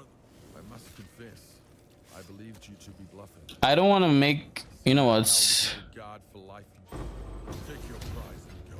I do not want to run research because research already has Torah, and I would like to get Torah to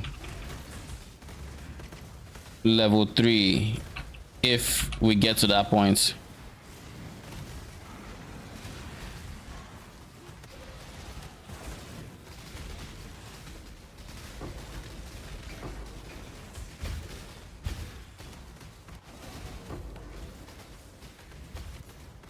I think I feel some inconsistency with my clear speed,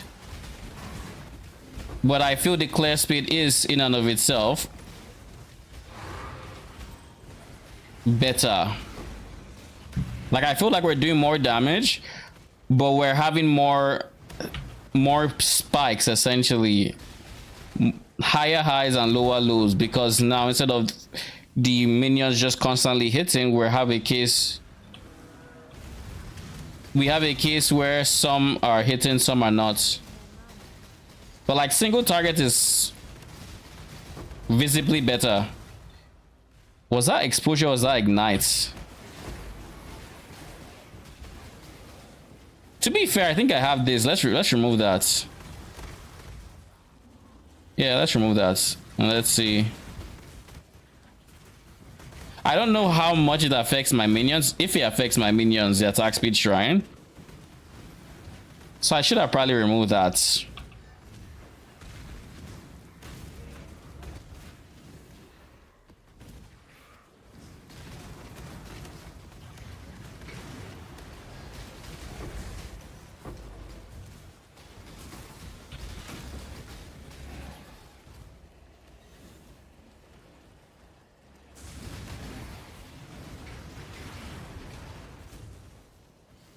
There's one more June mission here to do.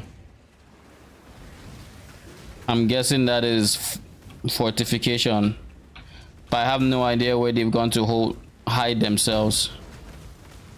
Now I've done intervention and I've done research. Transportation it could be too.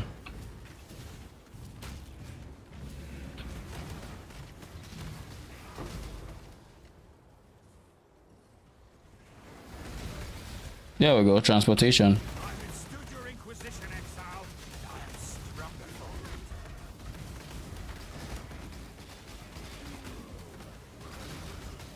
Not here. It's hard working it's hard working for a group when you don't like their methods. Oh god. Reminds me of Y'all are done. days under the tent. So I have to pick between Haku or Torah and Gravicious, and Gravicious is Man's life. Too old for a second chance. Gravicious is too big, I think.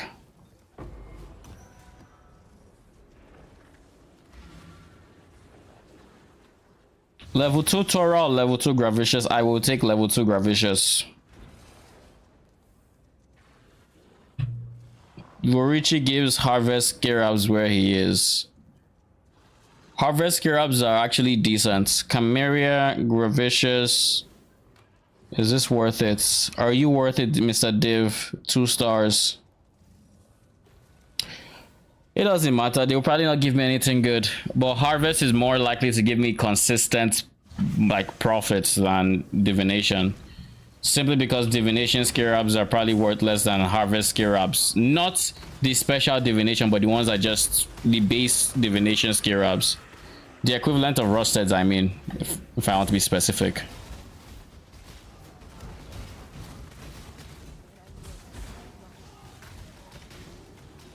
So how does the clear look?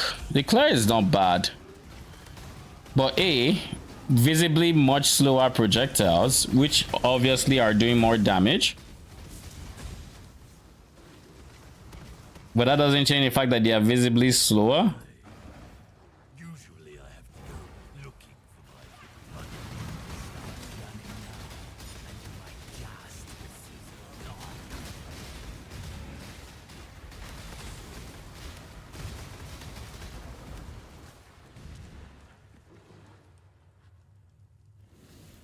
Four.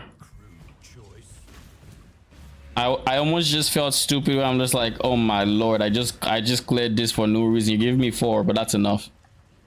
So long as we get the full 3 rounds, which could honestly be enough to get Gravicious back in here. So let's hope we get, and we can't get research, so we're 100% getting intervention in our next map.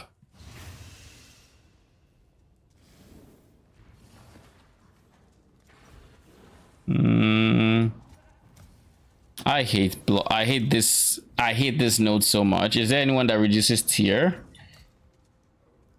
I could do this, but then it gives this common mob a 50% chance to... Oh, this is also normal. All right, fine. We'll do that. I don't like common mobs having a 50% chance to block, but what can we do?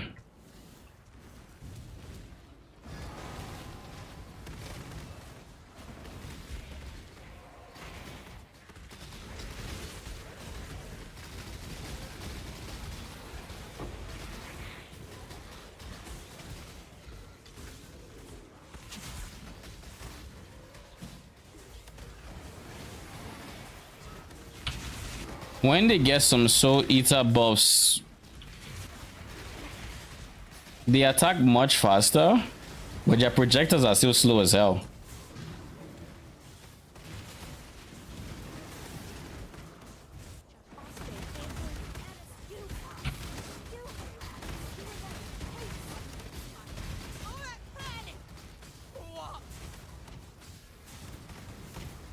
I really do hate the idea of dying, but Go on, do it.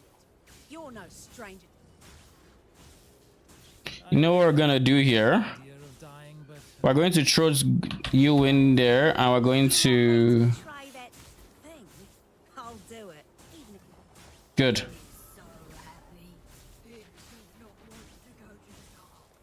We have come to an accord. Okay, good. So now once we're done with Katarina, we have a safe house to run. How's this possible? Ooh, Gravicious came back here, but he didn't have reinforcement, so it's gonna be 1 star. Lie open. Drive the Syndicate into a corner. I mean, beats the alternative. Why are you showing me this? Why is this on my thing? Fire damage, lightning damage to spells, veiled, meh. I need a shrine. I saw a shrine not too long ago. Where is the shrine? Is there a lesser shrine? Not that I see. Come on. No shrine?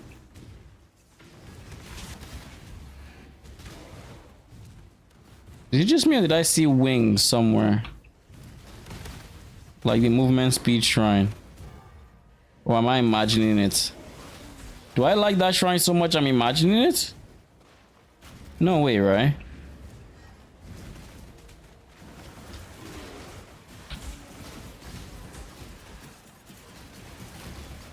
No shrine. That sucks.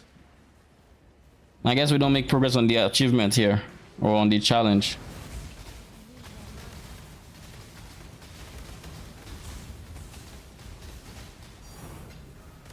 I wasn't even expecting that, but I'll take it.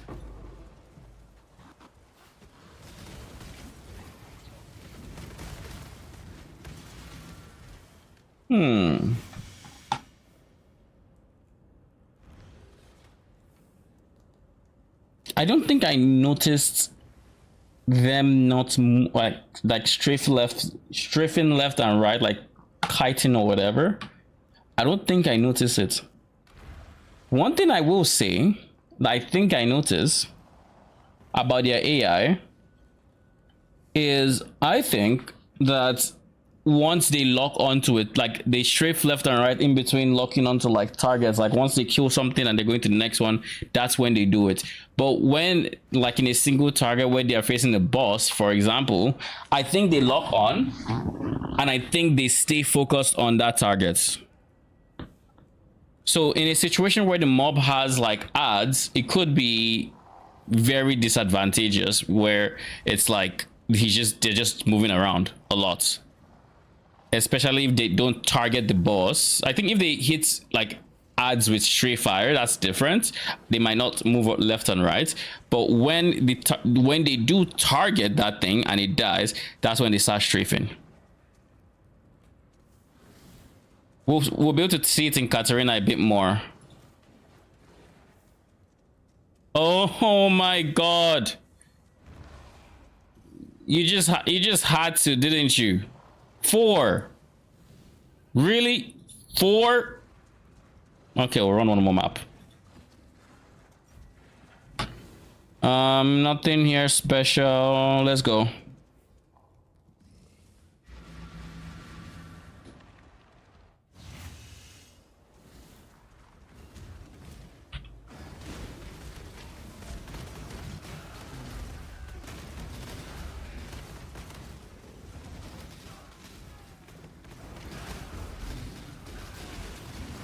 Damn. This is all that pack size I went and spec'd into.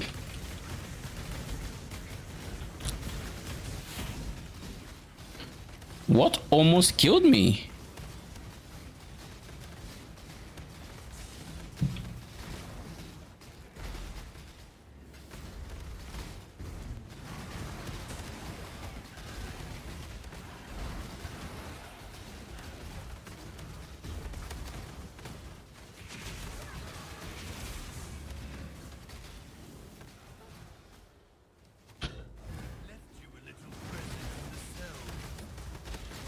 Gravicious, please be here. Gravicious. You want to know what we've been doing? Don't tell Syndicate. Well, at least Chimeria's out. So all we need to do is the second June encounter and we're done. If I remember correctly, that's transportation. Oh, we have a shrine. Let's find the boss.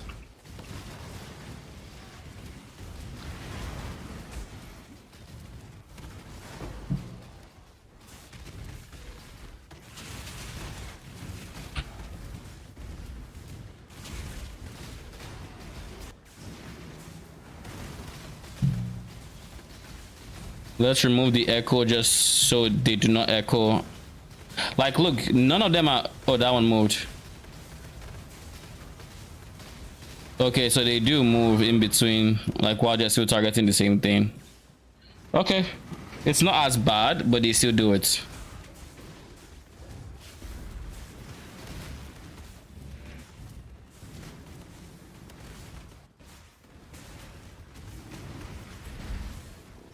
I withstood your Inquisition, Exile.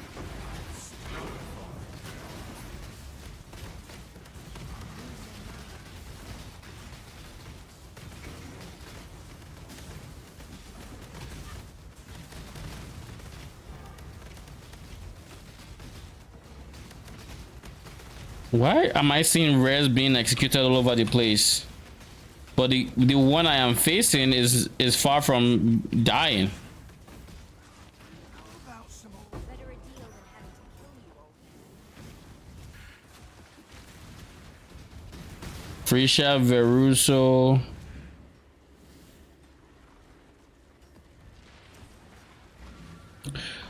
Okay.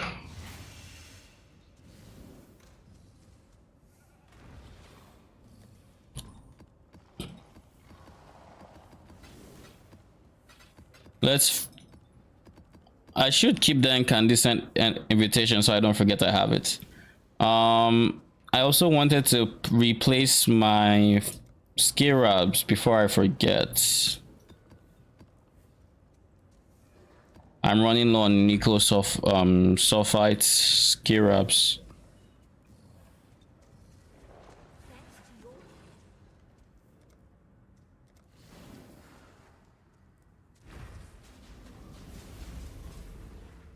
Overall, I think I'm still leaning towards the Val advocates here. The Forbidden Vault. I'll be very honest. I am still leaning towards them.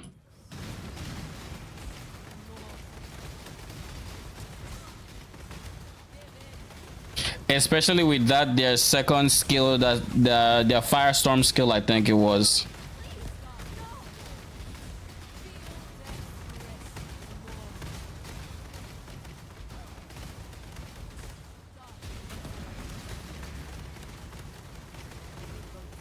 There's nothing that makes you feel so high. They put up more of a fight this now comes to me.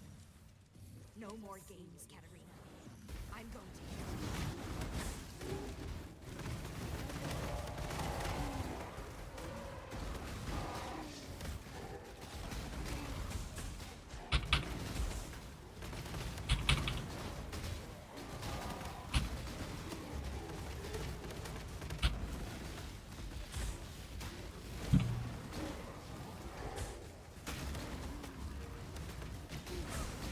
Why does my character kind of feel a bit slower? Because I'm not shield charging as much. I feel like his walking speed is lower for some reason that I can't put my finger on.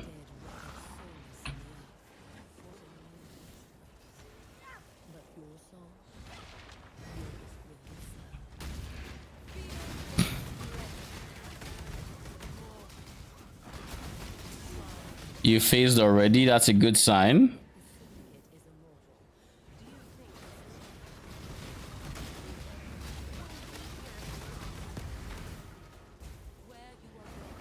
Good sign.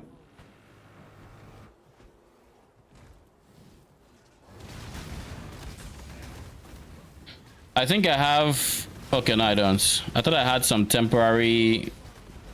Oh, that was quick. That was quick.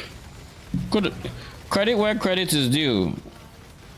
They've been phasing her pretty quick. You're a thief, nothing more. I hate that she puts some of the skulls on dots and stuff.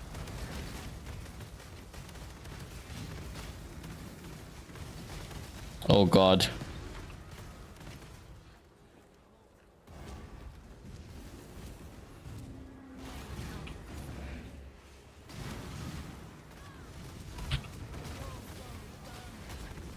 So now they should be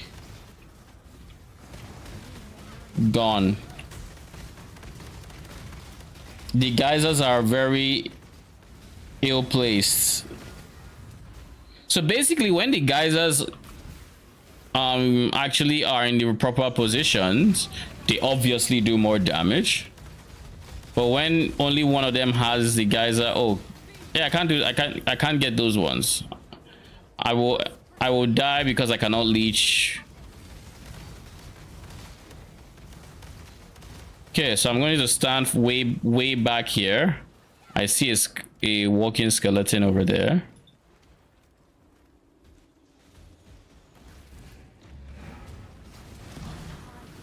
Get good. Break their ankles real quick. I thought my fish was one of them. I got scared for like half a second. Like absolutely panicked.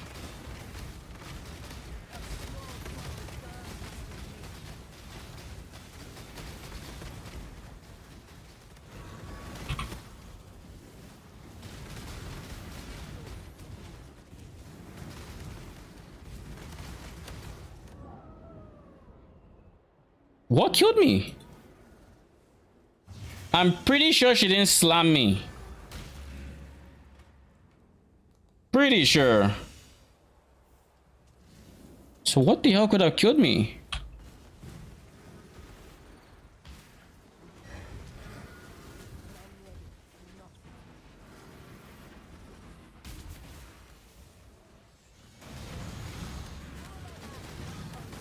That was weird.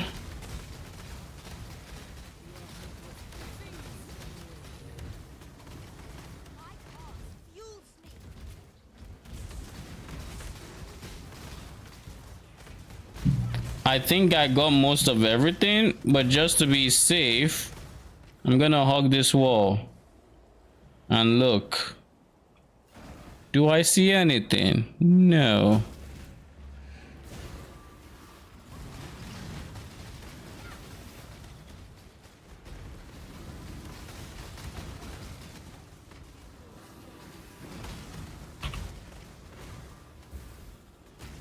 Are you gonna kill me again? Because I'm pretty sure I dodged that slam. All right.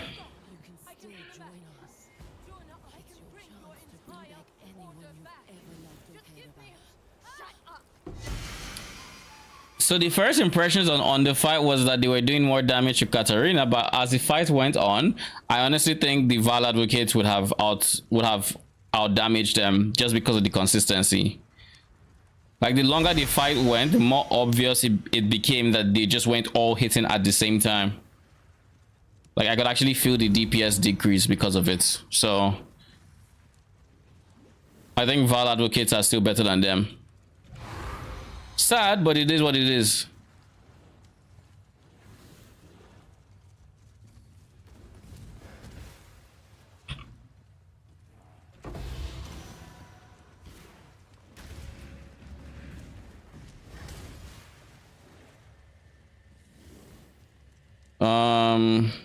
We'll just take this.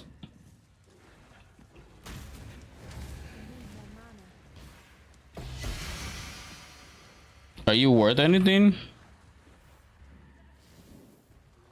20C, not bad.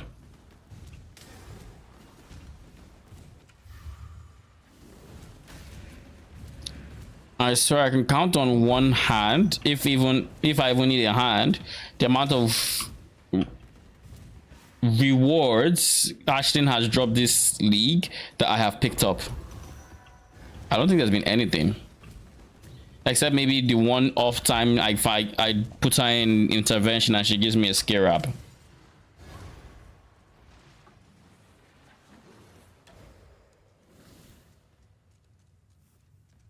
The way my minions went quiet, I got scared I actually overrode something. It just went deadly quiet.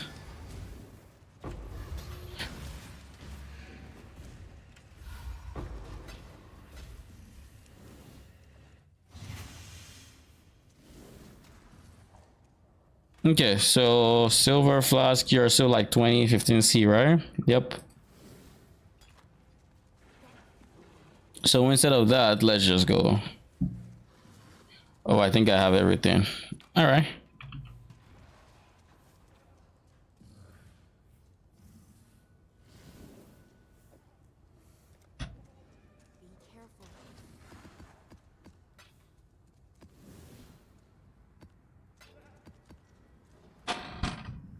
Oh, okay. Give me a second. I gotta get some water real quick and I'm gonna be back.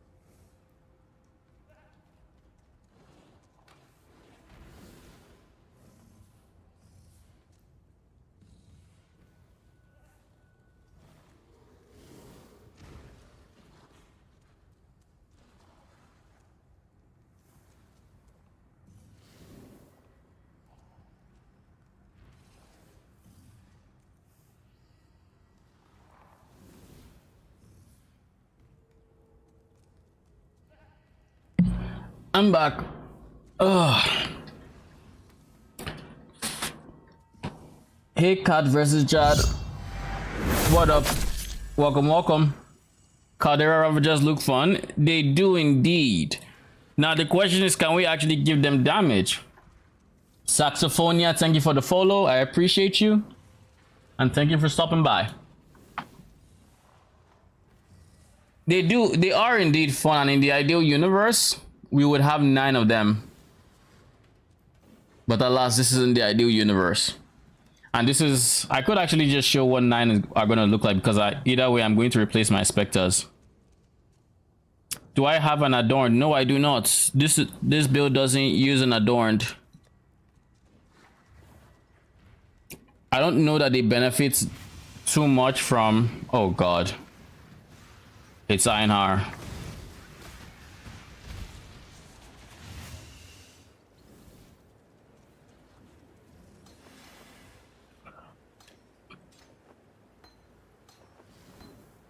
And then you. This is what 9 of them would look like.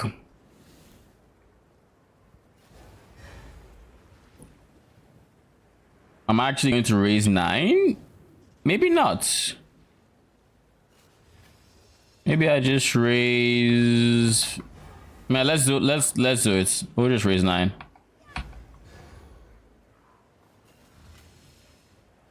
Massive flat fire, attack, cast speed, or ignite chance, maybe. I think the thing is, each singular projectile from the cremation, I don't think will have enough damage to make the ignite worth it. Like, it will give them more sustained damage for when they're it's off cool, or when it's on cooldown and they have to like go.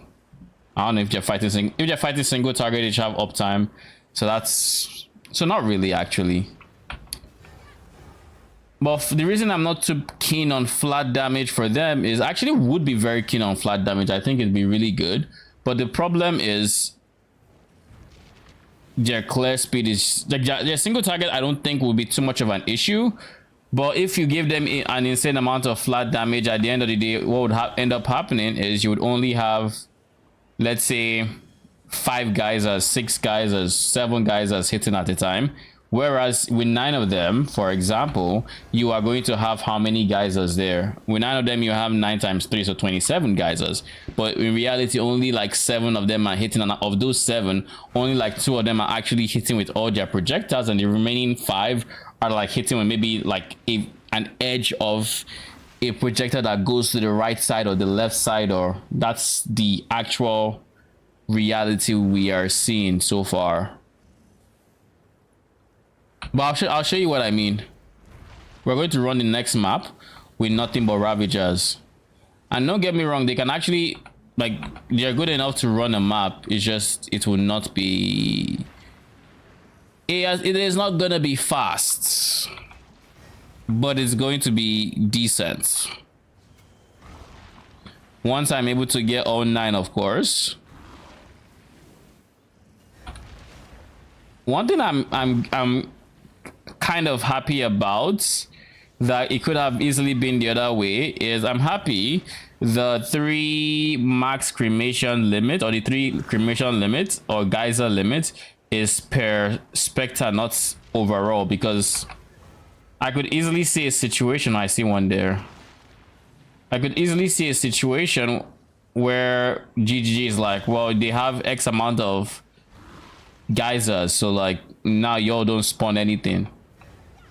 Kind of like the way Wretch Defilers act with their summon minions. I think they all share the same pool, and once they hit that cap, they're not summoning anything. So you can't realistically scale those minions. If you like, obviously it's already hard to scale them, but even if you wanted to, you wouldn't scale them by having more defilers, because they just hit that cap quicker and proceed to not do anything after that. Really? Why are the Ravagers acting rare now? Okay, we have 9 of them. Can geysers overlap? Yes, that is the biggest strength of the geysers, and why they should, in theory, have insane single targets. In theory. Emphasis on in theory.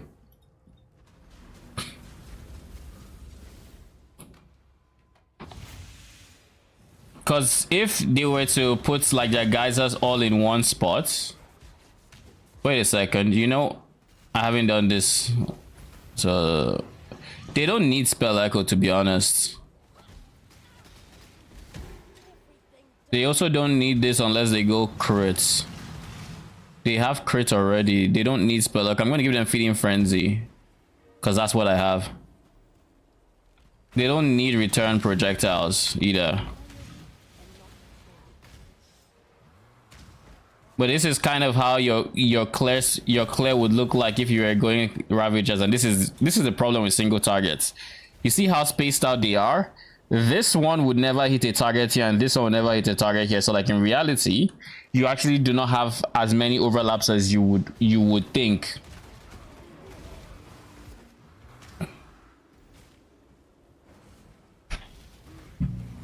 And ironically, I noticed something with Betrayal specifically, where if I convocate them right on top of a door, all the geysers are going to stay in that small section. Like if I do this and they throw geyser, like look, they're all here. There's no spread. But the moment there's a bit of space, their cremations are just going to go all over the place. They're going to avoid themselves. And I've tried conk effects, didn't help in reducing the spread. I've tried I've tried AoE. That just didn't feel like he had damage. I wouldn't recommend going increase AoE unless you maybe had an awakened version that added to its damage. Let's do this. So like this is what the single target would look like, which this should be their strength. Like getting anyone to stand here would be insane damage. Like you kind of played yourself, Giannis. You kind of played yourself, okay? You kind of played yourself there.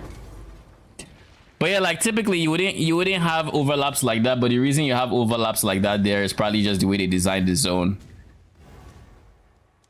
And it being here. If it was here, they would spread out a lot more. So maybe there are some ways you can actually cheese it, to be honest. That's a possibility. What auras am I currently using? Right now, probably nothing ideal for the Ravagers. I will switch to Anger in a minute. But auras include Shield, Zealotry, Determination, and Defiance Banner. I will switch Zealotry for Anger because that's flat and it should be decent for them. Gems.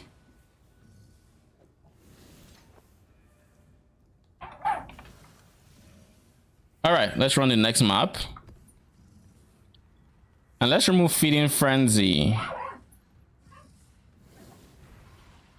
Let's remove Feeding Frenzy and let's actually use something else. I don't know how good crit would not be the best on them because they have no flat crits, so their crit chance is just bad overall. So I'm also going to remove this. Let's try to gear them up the best we can with what we have, and that is gonna have control destruction is going to be there. Multi-strike would be decent, but they have a max of 3 geysers, so they cannot. Even if they multi-strike, they just replace their geyser, so it would be useless. They cast spells, so early damage with spells is off limits. Fire Pen is fine, but I already have it. Chain doesn't do anything if I remember correctly. I think his haste is better because single target already looks good and adorned with attack speed too.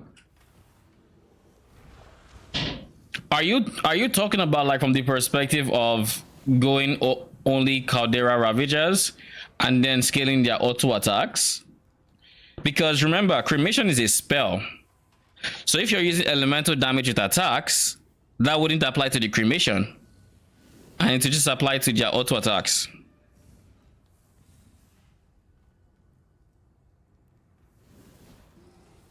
Because single target in theory should be good, but again we're gonna have the problem of overlaps and how not all the guises are useful.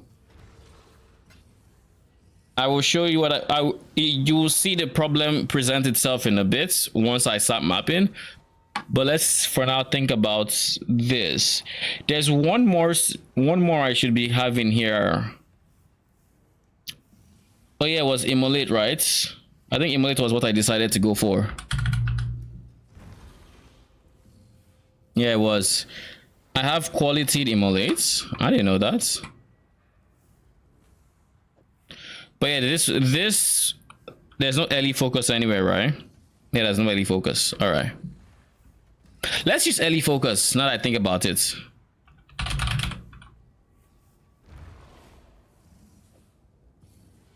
The flat damage is nice, but it's against burning enemies. Actually, no, I have decent chance to ignite.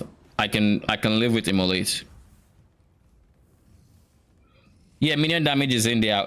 It's awakened level 5. It's the only awakened gem I'm currently using.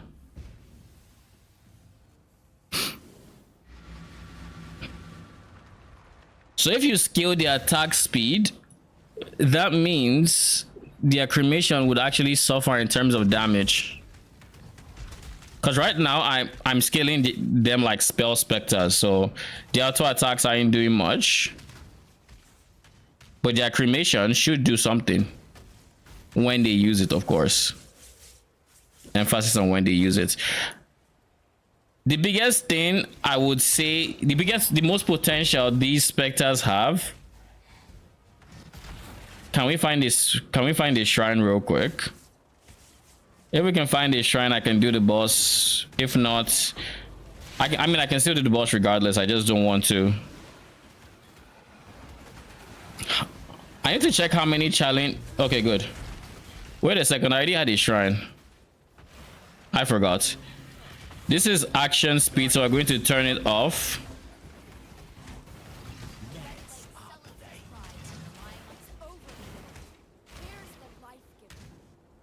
Coral, I don't care. You should have given them the red main treatment. Make a statement. And the strong get strong.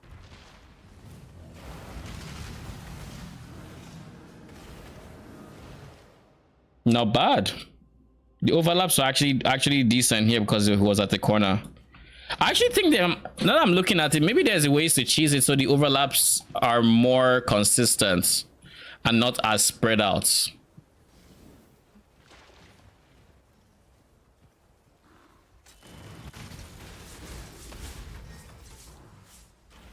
Oh, you don't play this build for visual clarity. Once you spec into Ravagers, you say goodbye to any hopes of visual clarity you had. It is not an option. What is this sound? Why is there no sound? Don't get back on your feet. What is happening? A gift. It moves to be. Think.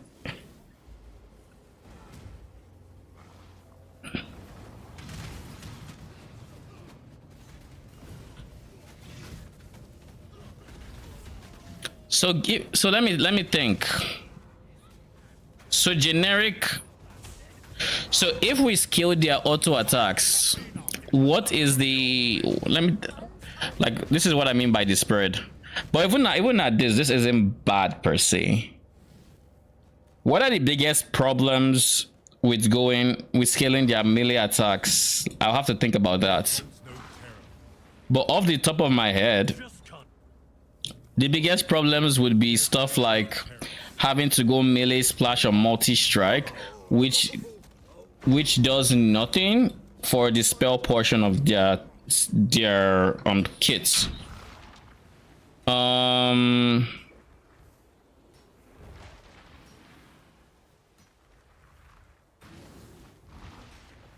So the melee, like I was saying, the melee splash multi-strike would be one link, wouldn't matter for the geysers. What else is there? What else is a link I would want to have on them aside splash? I could want to go added fire, but that wouldn't benefit cremation. We could do stuff like converting their damage from fizz to fire through Triad's grip. That is always an option, so we scale fire damage all the same. Or we can go replica grip of the council to give them add fizz as extra fire. That one isn't bad strictly because we wouldn't care about glove sockets. What else would this thing want as a melee thing? If it's now doing purely elemental damage, early damage with attacks wouldn't affect cremation either, so that's one more thing not affecting it. I think at the end of the day, you would end up with a situation where to scale the attacks, you would ignore the spells. You would ignore the spells enough to where they wouldn't do as much damage as you would like. I would say if you wanted to scale both of them, you would have to do a case where all 5 support gems would affect the melee, but at least 4 would affect cremation.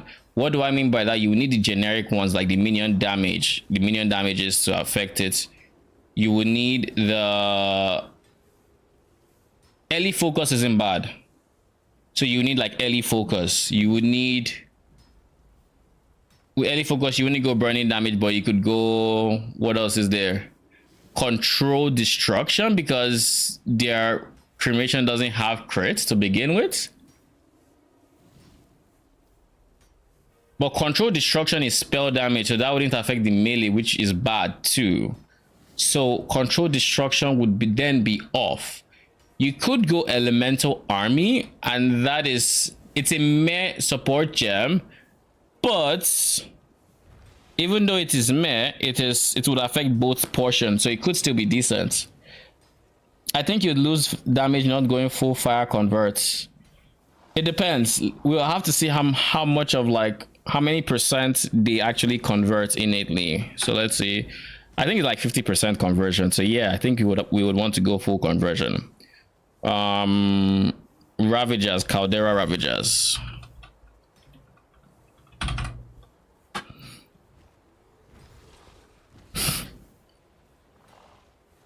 Let's do 78 if it doesn't matter. Yes, 50% phase converted to fire. So you will want to convert the remaining 50%. But you would not want to scale flat phase. You would want to scale flat fire because cremation doesn't convert, it's just flat fire.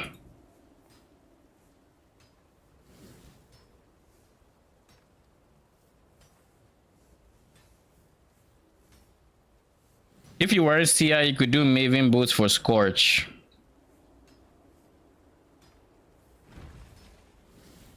I'm not a fan of Maven boots.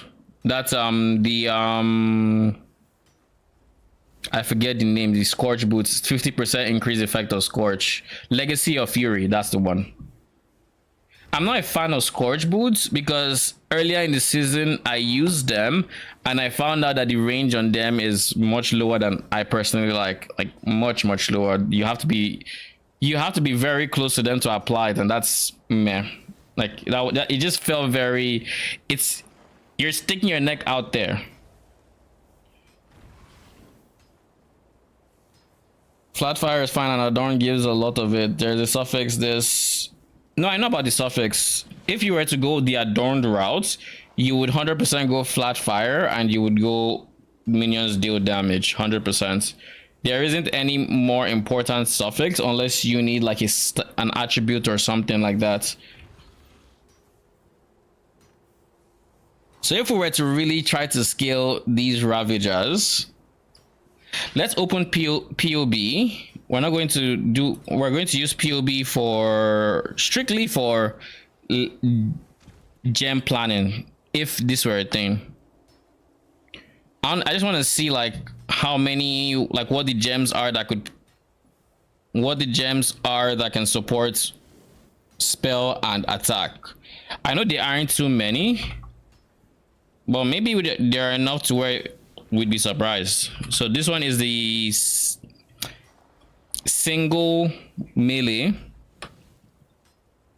and then where we have the generic awakened minion damage. We don't do spell echo. They don't need spell echo. They would want GMP for their geysers. This is one more thing. They want GMP. Or you can do Scorched Ground. I feel like if I were to try to use... You see, Scorched Ground is the exact same problem as the boots, except that when you have to walk over the enemy.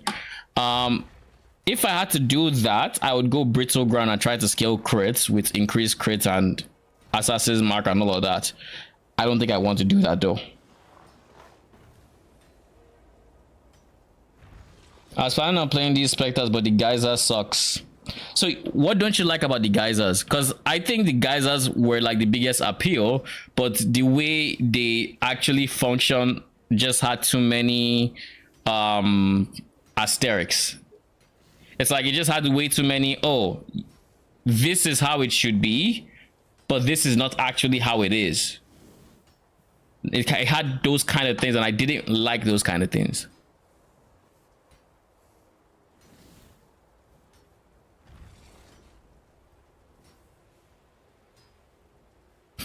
Anyways, what was I saying? Generics, elemental focus.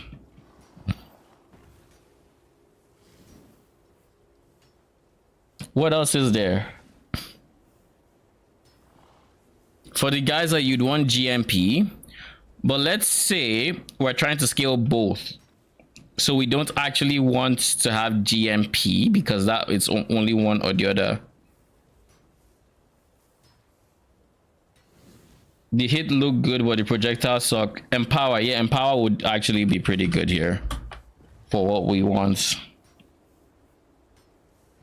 Empower, what else is generic?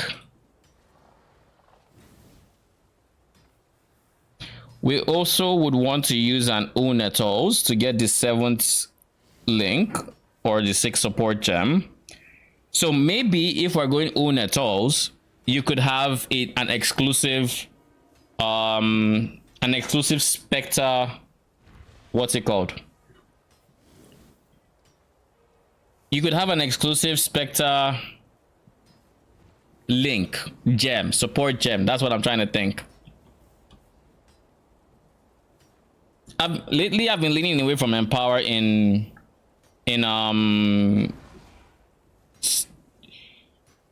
pure Specter builds. I've been leaning away from Empower. Even though it gives, let's say, 3 levels, that's pretty dope. Having the 3 levels and all, maybe, and you could go 4 or 5 depending on the Empower you get. But the reason I have been leaning more away from it is I find you typically get more damage just going for more damage in the form of like control destruction. Nah, I've already said control destruction is spell related. If I had to pick one spell related, it would be GMP. This is the only spell related link we're allowed. So 1 2 3 4, 1 2 3 4 5, and then if we go Unetals, we can add something. What would be really good for both of them? Early focus wouldn't allow burning damage, so that's not an option.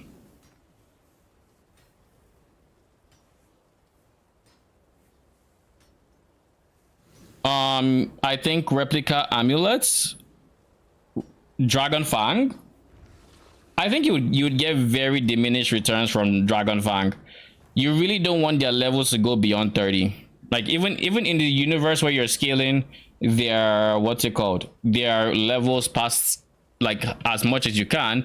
You wouldn't want them to go over 30 because then you're just getting very harsh diminishing returns.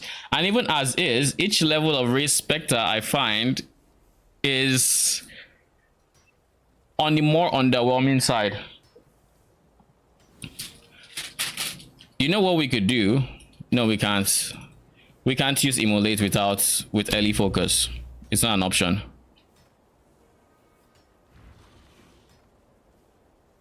I genuinely think GMP faster proj is a play with Ravagers. What up, Duck Rock? Welcome, welcome. If you use skittering bots, then hypothermia.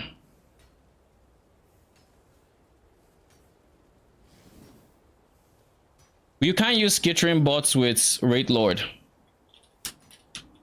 So that's not an option. The projectile damage does a lot less, so I don't think so. Let's look at the base damage, shall we? This is a 78, so this is like, what was it, level 26, 28 Specter thereabout. I forget the actual level, I could check though, but somewhere in that range or vicinity. I think it's 26 actually. Their base attack is this, which is decent, and their base cremation, this is it. This is this one. However, these fire projectiles every so often, and they last 10 seconds, and if you're in a single target situation, they're permanent. One thing, I don't want to go the destructive link routes. Destructive link would easily make their auto attacks crit as much as I need them to. I don't like link skills in general.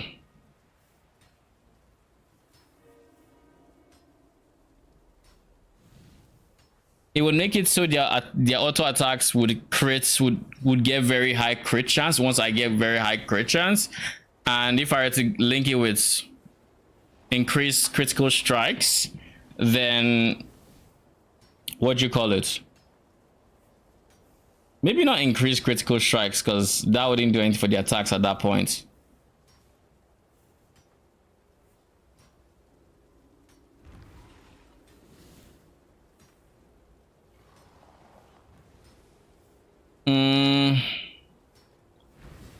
I'm just going to scroll through the gems and see if there's another one I can go, because I can always go like added lightning, but I don't want to go added lightning. Empowers. What about behead?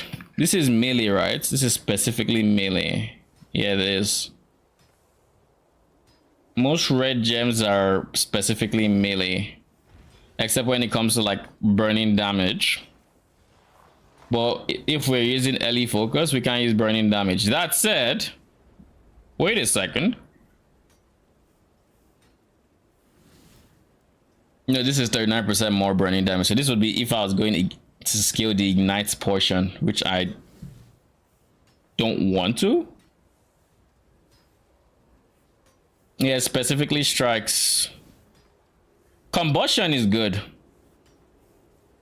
Combustion is actually very good.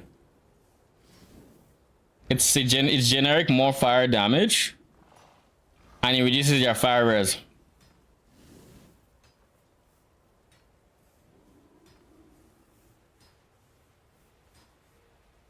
Ignite is not burn. Actually is. Any source of fire dots is burning, according to the wiki at least. Any source of fire burn whatsoever. So ignites counts, RF counts, burning ground counts, any fire dots effects. Ignites.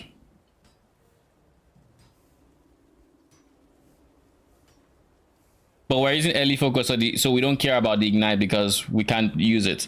But combustion is good. It's on the lower side in terms of more fire damage, but it still reduces. Oh wait. That reminds me, we actually do have one more support gem we could have. We have Fire Pen. We have Fire Pen.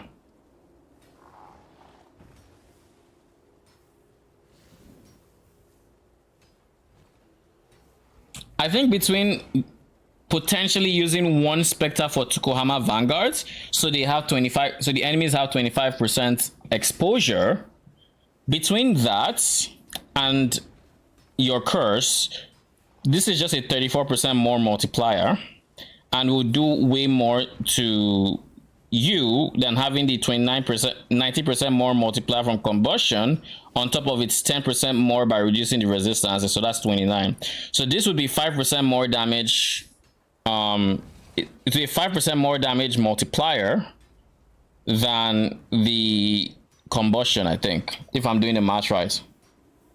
I dropped GMP for combustion. You sure? Because like GMP, this is what the difference between non GMP and non GMP. It's very noticeable. Like this is GMP, this is GMP. Now let's take off GMP.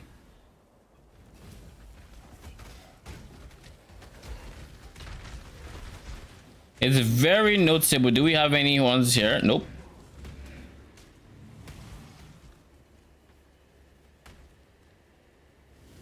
I mean, from the method video, the proj did bugger all. Keep in mind, like this right now. Oh, they actually kept it. Okay, not all of them use it. Keep in mind, right now, this is all geyser damage because I'm scaling the spell. I am not scaling their melee hits, so all the damage we're doing here is the spell. Like that's where the damage this version is coming from. But I do still think that there is a universe where combustion is the play here, and the reason is this would be a really good multiplier for the cremation. It would be really good for the cremation, yes, but cremation benefits from combustion, but so does the melee. So overall, it could just be more steady DPS. And as for amulets, I do think All's Uprising is a good choice, but I think Unetol's is better, especially once you get past like the early game. Once you can afford an Unetol's, getting that extra link for the extra more damage would give you more damage than having a free aura, especially if you can fit in a lot of aura reservation. That said, the biggest drawback of All's Uprising, in my opinion, is the socket starvation, because it just means, yes, you get to run one more aura, but you might not have the sockets for that aura to begin with. Because like already, let's use my current version as an example. I am so socket starved, my supports minions are in my ring, so I do not have this ring to even begin with. We have automation and molten shell we need to use. We have anger, and if you take off generosity, sure, but I think if you're to take off generosity, it depends. If you're using anger and then you take off, let's say, generosity for precision, for example, that is decent. That I think would be a DPS gain, and then you make something else free. I can see something like that being worthwhile. But generosity and two auras would be what I would want to do. I'd want to do precision under generosity, because then if I go awaken generosity and precision 2020, I will not need to go for any accuracy here, and I can just go for the mastery and maybe one jewel socket for accuracy, and I'm done with accuracy. I get to save points that way. But if I do not have access to generosity, then I have to spend points on the accuracy or get worse flat damage rolls on my jewels for that. Does that make sense? You shouldn't automate molten shell. Why would you say I shouldn't automate molten shell? The most, like, other than generosity, there really isn't anything here that is optional. if I were to go the route of the Ravagers, I am not scaling as much block, so maybe Tempest Shield can go because I'm not scaling block as much. But Defiance Banner would obviously go. That's where the actual, we can replace Defiance Banner with an actual offensive spell. This is optional. This is mandatory unless you get the shield, but the shield, I haven't found any deterministic way to craft it, so I don't think expecting everyone to get the shield for Convocation is an option. And I don't think the wand with Convocation is really, I don't think that's good. Molten Shell is a defense buff and you want control over it. Oh, I am not going to remember to use Molten Shell. Like, I like just forgetting about Molten Shell. Basically, that's my gameplay. I know some people like automating Convocation, but Convocation is a defensive buff, so to say, that I use. Where it's like, I want control over that, and I'm going to use it when I go into a pack or whatever. But when it comes to automate the actual defense, because of how much I would want it up, I just don't want to think about it, if that makes sense.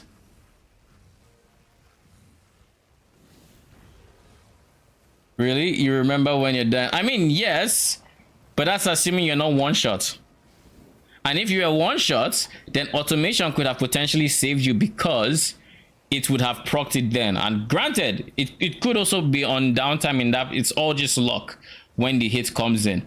But I'd wager there is a more likely chance that I get it when with automation over me having to use it manually. And with automation, you could also just go for, you could honestly just invest in more duration and reduce cooldown recovery here instead of like here. And then you would have higher uptime to where automation screws you over less. You have to think about it less. I press it before I go into rogue, exiles, or boss, for example. Yes, but it doesn't last the whole fight. So you're going to have to press it again once it's done. Like, unless you know that, oh, a big hit is coming, during that boss fight, you're going to want it to be up as much as it can be up. And I don't think anyone plans... You get... Nah, yeah, I get the idea. You press it before essence. You press before you start fighting things that are dangerous, but once you've started fighting it, you want it to be permanently up, or not permanently, but up as much as you can have it up. And I don't want to have to think about keeping it up in those situations. So yeah, I think like for me at least, I don't know that I want to remove automation, and I think the vast majority would also agree with that. Where they don't want to, like, you can, yeah, you can, there is a valid reason to have this off of automation, your defensive off of automation, especially with like steel skin and bleed removal and all of that. There is a valid argument to have it not automated. But when it comes to convenience, I don't think the pros outweigh the cons for me. So I just leave it on automation. But yeah, I think back to the links, Defiance Banner is the most optional, and that's really it. Besides Defiance Banner, there's nothing else. And if you were to put an aura here, and then you get an ores for that aura, that could work. Then you'd maybe move this here, 3-link the offensive aura, like press, let's say it's anger, you make anger and then precision to generosity, slap on maybe convocation here, move convocation here, so you have one link free, remove Defiance Banner, so now you can use your setting here, and then you can just leave these two together. That's an option. That is an option. So then the question is, do you want anger, or do you want an extra socket for your main damage link? And in that situation, in most cases, unless you're like code conversion. If we were actually code conversion, then 100% I can see what's it called. Actually, we have 4. If we go anger, generosity, oh god, I'm just now realizing that precision is not in fact red, and because it is not red, it will not fit in a triad's grip. Maybe we're actually going to create a new character for this. Maybe I'll plan out a POB for it. I know. I'm not doing code conversion. What I'm saying is, unless you're doing code conversion, that is, you're using hatred, you cannot. I don't think there's an offensive aura in this case that would trump having that extra link. Like, if it's the aura, let's say in this case it's anger at level 20. Well, I'm going to use my anger. This is level 19. It's given 100 to 150 additional fire damage to attacks and spells. This is very impactful to both cremation and the attack. But then you look at the other side, you have 34% fire pen. Which do you want more? Honestly, I don't know.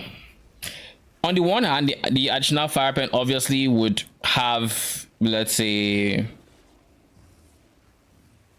No, I'm actually digressing now, because the reason I say I'm digressing is we're going to have anger regardless.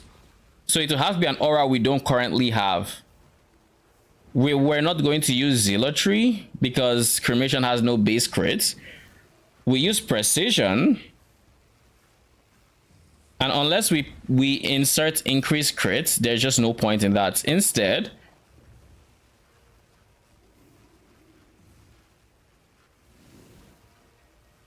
do we scale crits?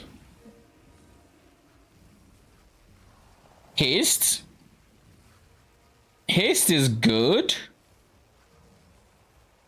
but haste only affects the attacks. I actually have no issues with haste. I like having haste if I can. I like having haste a lot. So it's between haste and, let's say, fire pen, which would create more DPS. Haste gives you move speed. Precisely why I like haste, because then I can run around quick. You know what we're going to do? We're actually going to level up a new character specifically for the Ravagers. And I guess we'll try this approach where we go, we try to scale their melee and spells at the same time. It's going to be rough. It's going to be rough, but it could be good. It could be decent, so long as we can get them attacking fast enough. I also have to price check Awaken Generosity. That is something I have to price check, because it's Awaken Generosity I need to get the accuracy as high as I would like without bothering from other sources. Oh, Netals, but like what gem? Honestly, I'm thinking fire pen. What we could do, since we could easily do something like inside our supports, inside here, we replace additional accuracy because we no longer need accuracy, and then we give the hungry loop combustion. And with your support specter having combustion, you can benefit from burning. And the moment you can benefit from burning, you can have more damage on your main link from Immolate. You can then use Immolate for extra flat damage. Even if you had not gotten to the point where you're getting diminishing returns, you could do that. How do you feel about Zov's heart for the Ash? I would have to check out what Zov's heart is.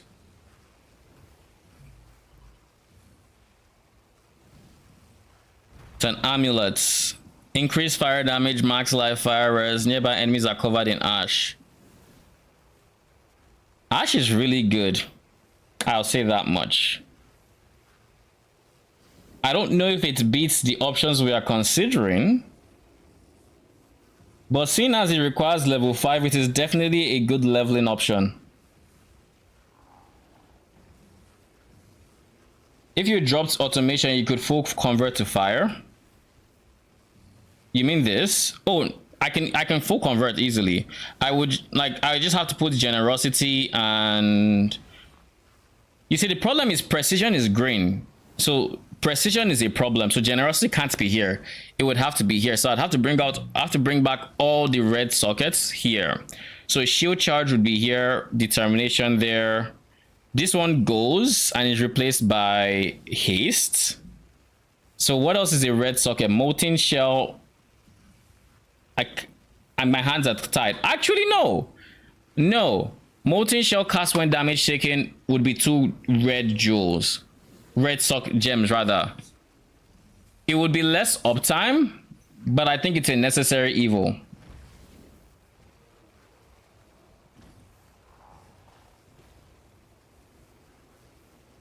I would love automation over cast when damage taken, but in this case, I think it's a necessary evil, if I'm being honest. So yeah, for Zoph's Heart, I think this is definitely a good leveling amulet. But I think once you have made some currency, you would want to drop this. Because Ash does what? Increases fire damage taken by 20%, right? Where is it? What am I doing? I could just click this. Where is Ash? It is 20%. Yeah, 20%. And less move speed.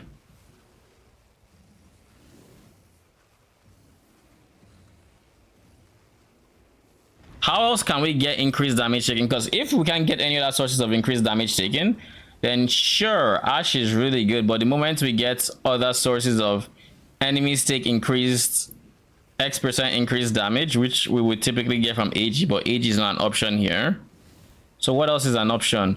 There's the ring that gives you Ash, but I think you have to hit for that Ash. Less move speed keeps them on the guys. We definitely want less move speed, but I don't know if that's the way. Let me think. Now, this wouldn't be an issue if we had access to Zoph's Loyal. The problem with Zoph's Loyal...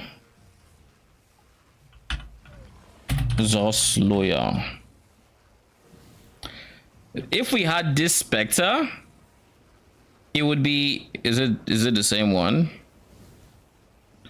Flame cover and Ash, yes. If we had access to this Specter, it would be huge because then it would just have cover and Ash. We could just use this as our support Specter and have 8 calderas. The problem with this is the actual Specter, because I played a fire minion build like 2 seasons ago. The problem with them is they don't actually use this ability. They never use this ability, and this has been tested multiple times, like by other people at least, in PvP. They just never use the ability to cover an Ash, and it's very annoying because every single time I'm thinking fire minions, they come back to mind, but they don't use the one ability that would make them very useful. But yeah, I digress. It's like if you had Hinder in your build too, Hinder would be good, but we can't fit in Hinder. Actually, we can. We can. If we put Hinder in our Darkness and Throne, we can. But then we would need to get flat fire, max ES if we're going CI. I would like to go CI if I can, but I guess it's not mandatory, but I would like to go CI if I can. If I'm going live, I'll just have to make a new Spectre chess piece that would actually have life. But I'm digressing.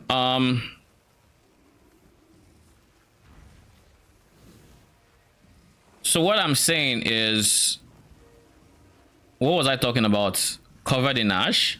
Hinder, yes, Hinder can go in the belt, and it can go in the helmets. if we just get as high of a percent as we can, and that would work out. Hinder is a suffix, yes, but there's no other suffix aside. Like the only suffix we're looking at is increased damage when you use minion skills. That's the only suffix we have that increases our damage so far. So the second suffix spot will take hinder. Now, the reason I said you can't fit it earlier is because if you plan on using adorned, you can't have two suffixes because they are magic corrupted jewels. So you would need to have, what do you call it? It would then need to be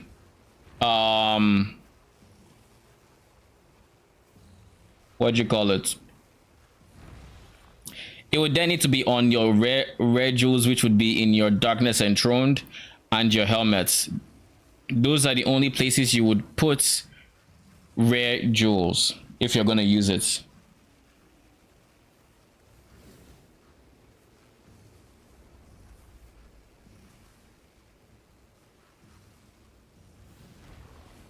Hinder and Ash are pretty good for slowing down enemies. Equates to more damage as stuff can't get past to move out of your guys. I agree. And with the amount of times the geysers hits, they would effectively have perma hinder, even if it's like 10%, just because they have like you would have like 9 geysers permanently hitting, as well as your 8 or 9 Caldera Ravagers just permanently slapping them. But slapping them would not apply because slapping is an attack, and attack is not going to apply hinder.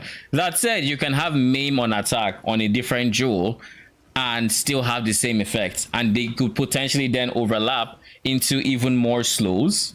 And if you really wanted to go crazy, you could still get taunt on attack on a different one and increase your survivability because your Ravagers are going to be taunting. But one big problem I see with this is I think if you're going melee minions, unlike range, I think aggressive becomes that much more important. Getting that aggressive wand would make a big difference. But that said, if you play like me and you literally run into the packs, maybe it's not an issue. Because like I can easily do this, they pop and you just keep going.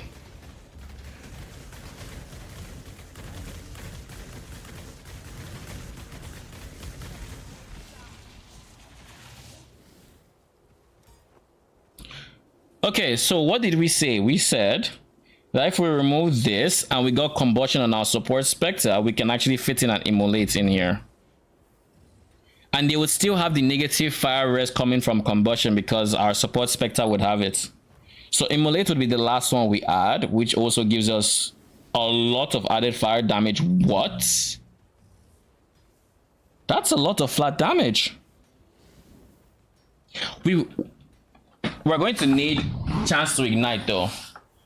Combustion comes with 25% chance, but we're going to want erase and pillage, which is on that 20%, just to give your support Specters an edge when it comes to actually igniting and burning the enemies, I think.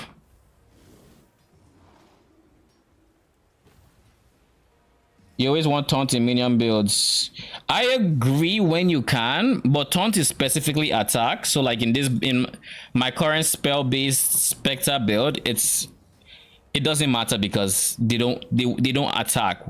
Well, this build was made for Wretch Defiler specifically. No, it's against burning. Yeah, it's against burning, but they'd be burning. Because remember, like I said, we would use our support Specters, your raised Specters of Transients, you know, these guys. You would replace accuracy with combustion.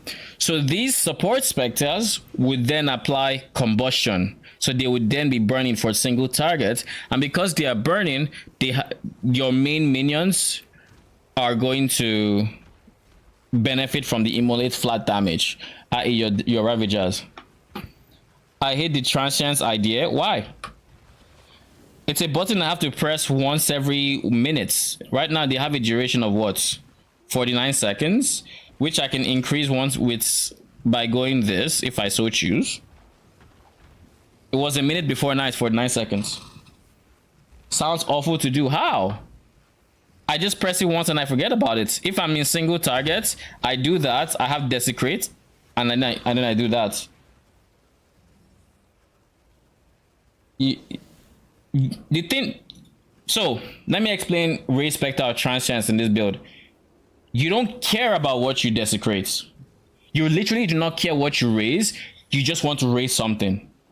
Because like in this build, that Specter is what's giving us Feeding Frenzy. It's giving us Calling Strike, and the other two are just supports for it. But the reason we have additional accuracy is so if we raise an attack Specter, it doesn't just go ahead and start missing all over the place. So I just press this once every minute and I get Feeding Frenzy, and I don't have to sacrifice a gem socket in my main slots for Feeding Frenzy. Does that make sense? Like that is, we don't care about what we're raising. We raise Specter or Transience. This is not a, oh, we want this specific minion. If you wanted to, you could. I don't care.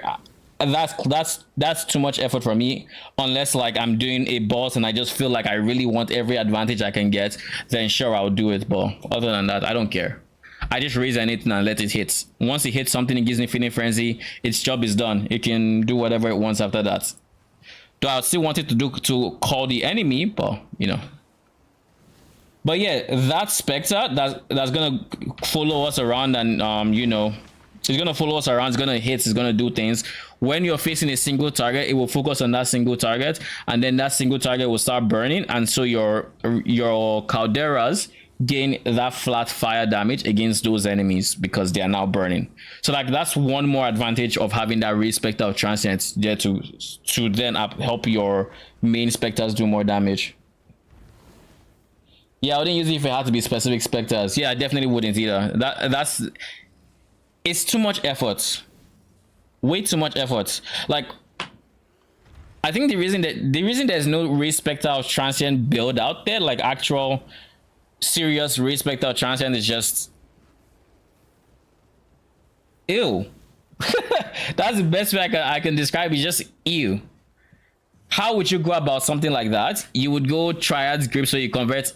So you wouldn't care what you raise, and you want maybe cold damage or whatever. But then the problem is, what if you raise a base fired Specter like those goats, the Goatman Mages, the shamans, whatnot? They do base fire. So now all your scaling that's going into cold doesn't work for them. So you know you're kind of screwed.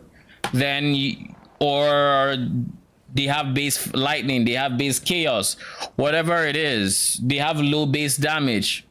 The raise Specter of Transience buff to those minions is not enough to be substantial. Like this just gives them crits. I think just 1000% increased crit chance. Accuracy is native to the raise Specter, so that's not everyone is. It's just like 1000% crit chance, so they gain easy crits. So it doesn't like, maybe if you went Fleshcrafter, you could actually make your raise Specter of Transience work, and then and then for anything that was Fizz, you convert it with Triad's Grip, and then you do something like we have, where we have generic links so you can benefit attacks and spells, and then you just YOLO eat it. But then you'd raise some things that have very low base damage, and you'd curse your ancestors because they are doing Z DPS, and you don't know what the fuck you just summoned. It sounds miserable. The more I talk about it, the more easy crits equal easy shock and chill. Yes, this is true, but they would have to do lightning and cold damage respectively. And if you wanted them to do lightning and cold damage, you would need to A, Triads Grip them, B, give them flat damage of set types. Either or is what you would want to do.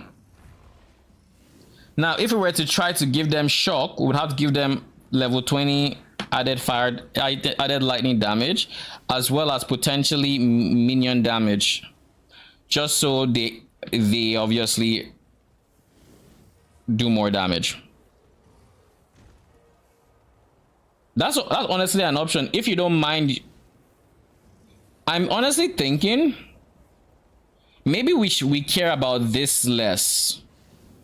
The AoE is nice for the geysers, but if you have this, then you can go into that shock idea. But one thing to note about the shock idea is, yeah, early army is a good choice for exposure. I would probably go the route of going 8 Ravagers and 1 Vanguard, like 1 Tukohama Vanguard, because he's going to apply a 25% fire exposure on the enemies instead of like elemental army's 10%. And that is way more effective.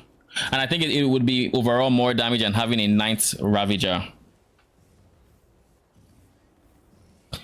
It won't get big shocks, and I suspect it wouldn't get shocks at all against pinnacle bosses unless you give it unbound ailments. So you would probably have to give it additional lightning and unbound ailments. Then you'd have to go, you know, the typical feeding frenzy and potentially whatever the last one you want to be. I would go increase duration because I don't like having to remember to press it. I think that's not a bad idea. Unbound ailment, because I already have the accuracy. No, actually no. Accuracy is being taken by combustion.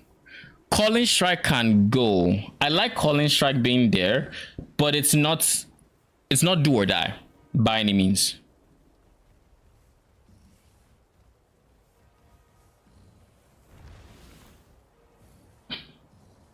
If you do 8 Tsukuhama, you have to have elemental army in main link though, and this is the same as another support gem. What do you mean? Because the idea is Tsukuhama Vanguard don't need a support gem to apply the exposure. It's a skill of theirs. They summon a totem that just applies exposure.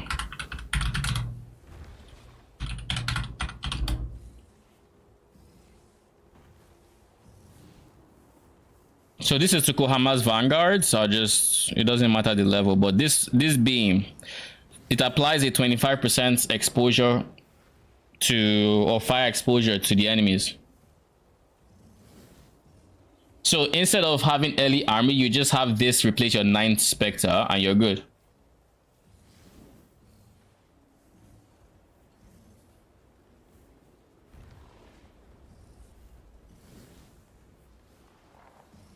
You know a meme build I just thought about?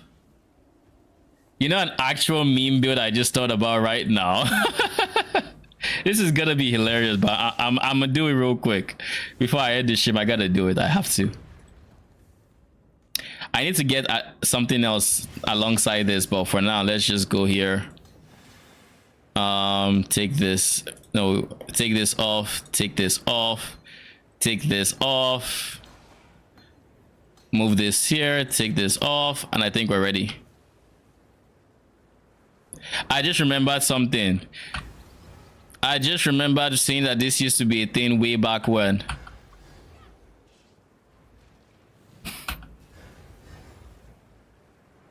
Totems might have low life. Yeah, but it doesn't have a cooldown, or it has a 3-second cooldown, so they will just resummon it. It doesn't have to be up permanently.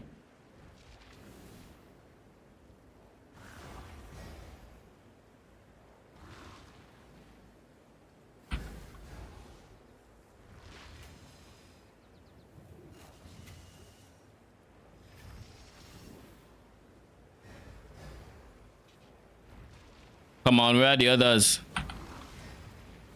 Give me all the vanguards you got. All of them. Oh, I saw one just before I started this creating again. Oh well.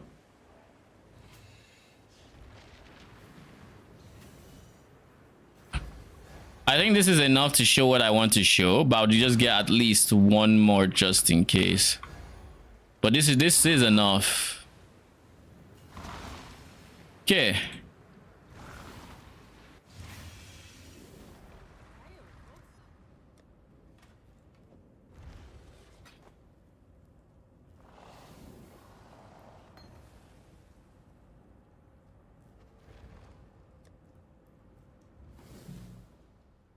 I just remember this used to be a thing, apparently, because when I was researching specters for the fire,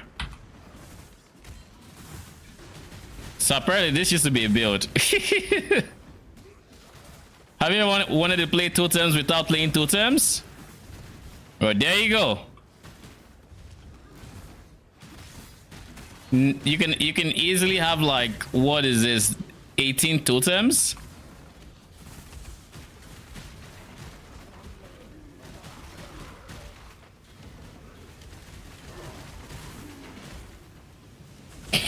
This is dumb. I mean, this is nothing but meme, but like this would be funny.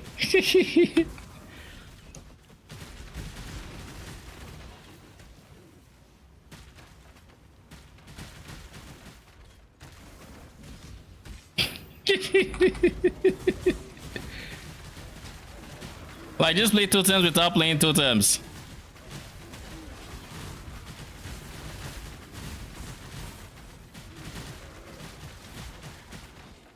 You do. One thing is you do not actually want spell echo on this, because if they echo, I think they actually, if they echo, they are actually going to replace your totems, and you might have less uptime on your DPS and stuff like that.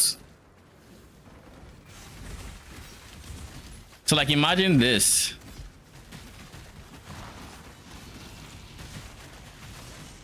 One thing to note is you're not going to leech from this, because it's all fire dots. It's all fire dots. So like, you're not leeching from it, I don't think. Unless they act, I don't think they slap. They don't do anything besides.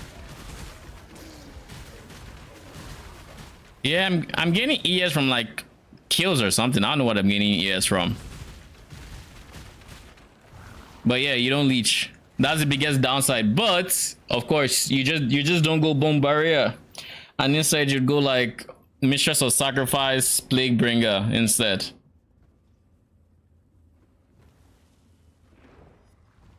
How does it go with Ravager? I assume pretty good, because like I said, the totems give the exposure, the 25% fire exposure, right? So their whole thing there is just they're going to reduce fire res by 25%, and then your aura, your curse is going to do another 35%. So that is already 60% negative fire res for whatever single target you are facing.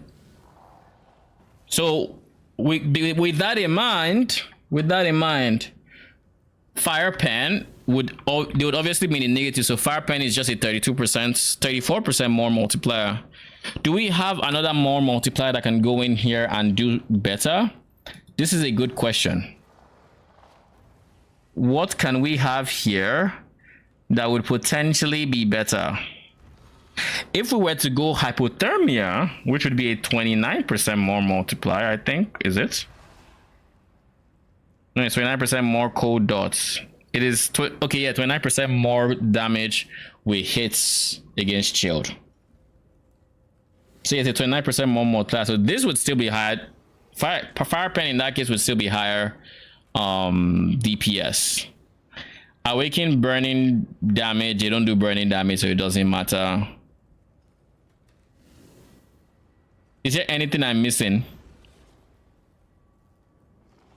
You could go increase crits, and their melee attacks would benefit from it, and it will allow their cremation to start benefiting from crit, because that's flat crit. But that said, their cremation will never be any substantial crits without heavy investments, and I don't think we'd want to use Zealotry either. So there's that. I don't think there's anything else we'd want to fit here. Now, I mean supporting Ravager with Totem. What about increased AoE for overlap? The things right now, I would love increased AoE, because it would also increase the AoE of melee splash. The biggest problem with increased AoE is you need awakened increased AoE. Otherwise, it just feels like a net negative amount of damage. The geysers don't do enough damage, in my opinion, when you have increased AoE versus having like early focus, which stands to reason, because one is a more multiplier by 39% and the other is just more overlaps. So unless you have like awakened increased AoE It's just not worth it. But we awaken, it will increase AoE 100%. You'd probably want to go for that because that's 54% increase AoE as well as 14% more area damage. Like, that is big.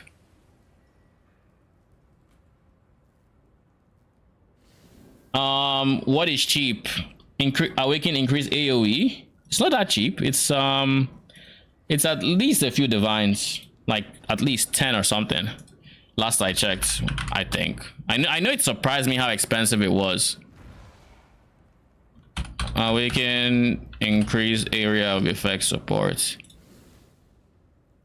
7.8. It's actually 8 divines, maybe 7.5 you can say, but it's not the cheapest. It's not break the bank expensive, but I wouldn't say it's cheap either. That said, this is like one Ashling farm, which is why I just love Ash. Well, not one Ash. I won't say Ashling. I'm used to Ashling. One Betrayal farm because that's still 8 divines, literally.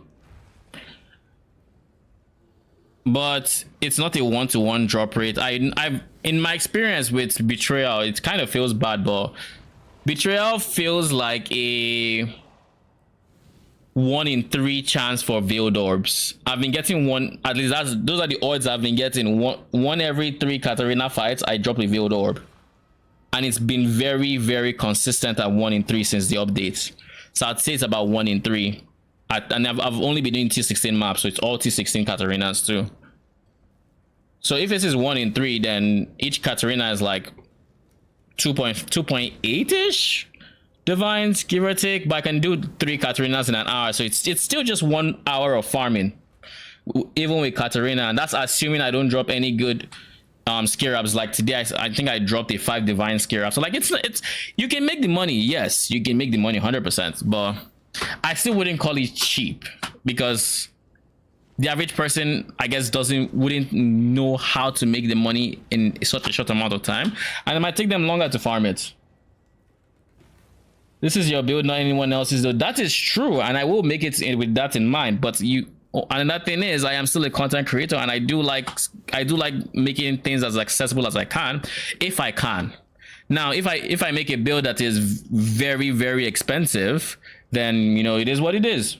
But if you can afford CI, I can afford the gem 100%.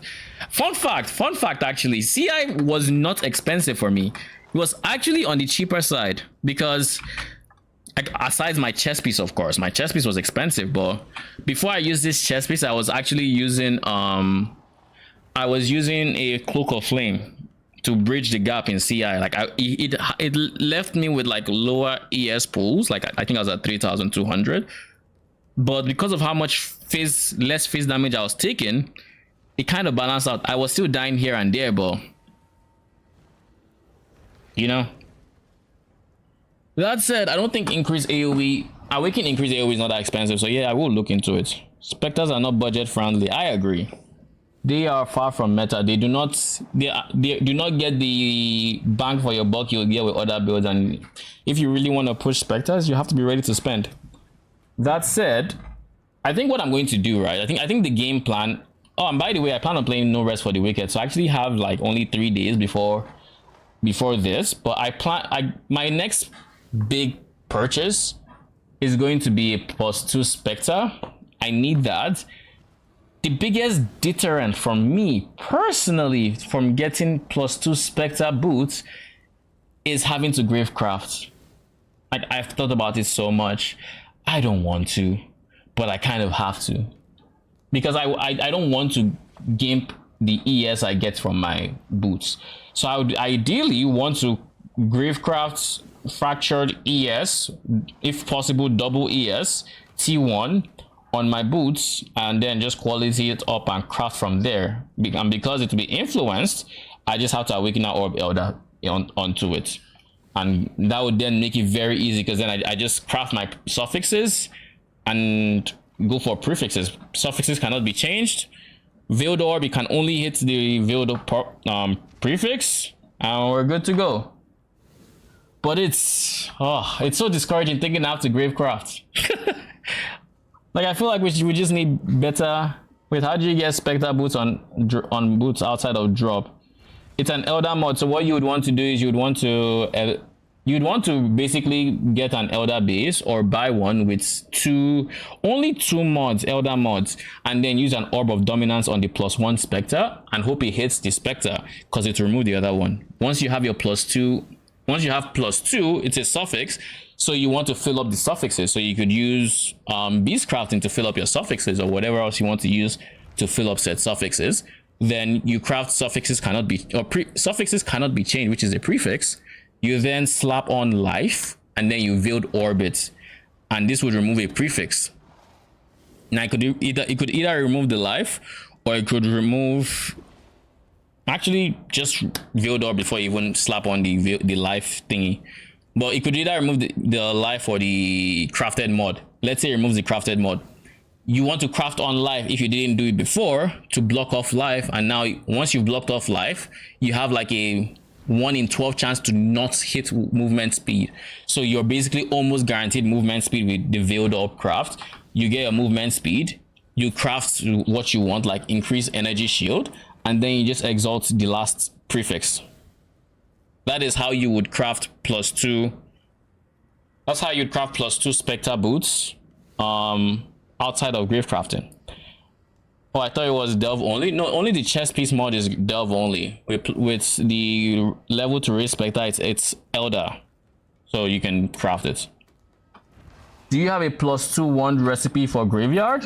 I have something for wretched defilers, which do not care about crits, but I do not have for crits +2 wand, because if you don't block crits, your chance of crafting the wand drops from like a 1 in 3 to like 1 in 7. But yeah, I can actually share this one. This was optimized by the website. Let's see, let's export this. Import exports.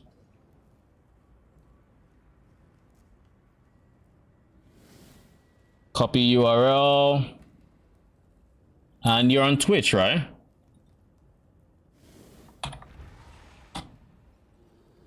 That's the one. That one is for +2 wand and +2 wand T1 minion damage, or T2 minion damage, because you can't get T1 from grave crafting. And I believe minion attack cast speed is the last one I put. It's like a 1 in 3. It's SSF and one double fractured wand. If you were to go for a double fractured, I would honestly ignore the minion cast attack speed and cast speed, and I would create a Craft of Exile link using +1 Spectre +1 all +1 minion and minion damage T2, and generate that, because that would tell you to get less speed, which would and then all you would do at this point is increase chance for prefix, because I'm not entirely sure Craft of Exile uses increased chance for prefix. I could be wrong, but I don't know that it does. So if you then go increase chance of prefix, maybe you use +1 explicit modifier. Just don't use +2, use +1. That should give you your best odds, I think, for that should give you your best odds, I think, for this. I could be wrong, but off the top of my head, that's how I would go about it. Then you can easily look for once that done, you would likely get a either +2 fracture or +1 fracture and that minion damage fracture. And of course, you can still get unlucky and get a suffix that ends up fracturing, but there's nothing you can do about that, really. All you can do is increase chance for prefix, as like you try to add a fair bit of that as a percentage, and you should be fine-ish. Your best bet for minimizing your grave craft would just be using the additional crafted weapon or item, because by doing that, you would essentially craft an additional item per craft, assuming you use 40% increased effect corpses. Then you could have you could craft like 3 items, 4 items, And if it was a 1 in 3 chance, well, you have almost a basic, you have in theory 100% chance of getting it because you're crafting 3 items.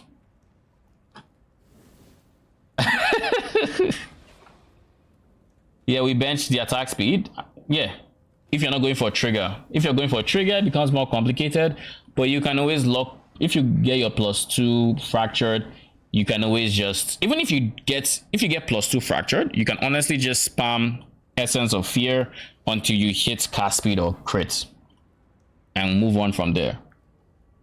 That is always an option, but that wouldn't give you T2. I don't think Fear gives you T2, right? It doesn't give you T2. It gives you like 90%. It might actually be T2 actually. I think it is T2. So yeah, you would still get T2 minion damage with that. I kind of wish if you hovered on this, it would, this is 82%. So yeah, the last one ends at like 96% or something. So yeah, it's tier 2. So you could actually just spam that until you get minion attack speed as a prefix, and as a suffix rather, and then you just continue your craft that way if you're grave crafting. I did multi-mod. True, you can actually, yeah, multi-mod makes sense. Once your prefixes are done, you can actually multi-mod attack speed and then trigger craft, and you're good to go. You know, it's funny, sometimes I forget multi-modding is a thing. Sometimes I forget that.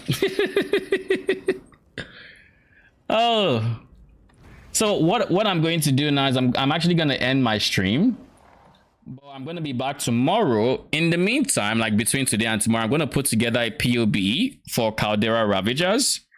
I'm going to go for the balance of melee and the cremation.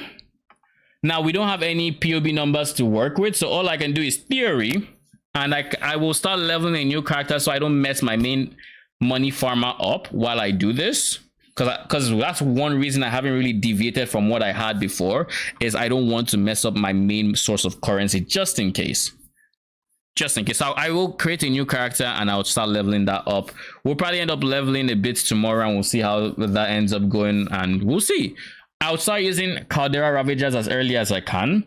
I might end up needing someone to help transfer the Caldera Ravagers, but that's a worry for future. I'm not going to bother with it now.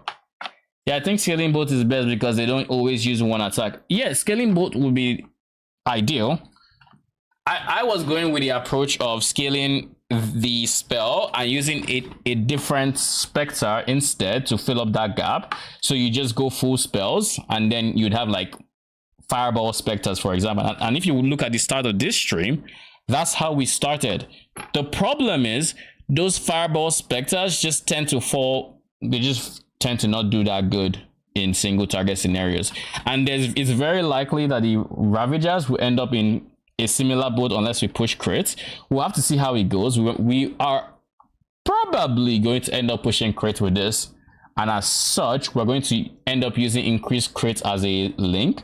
So cremation can at least try to benefit from all the crit scaling we end up giving the Ravagers, and we'll see how it goes overall.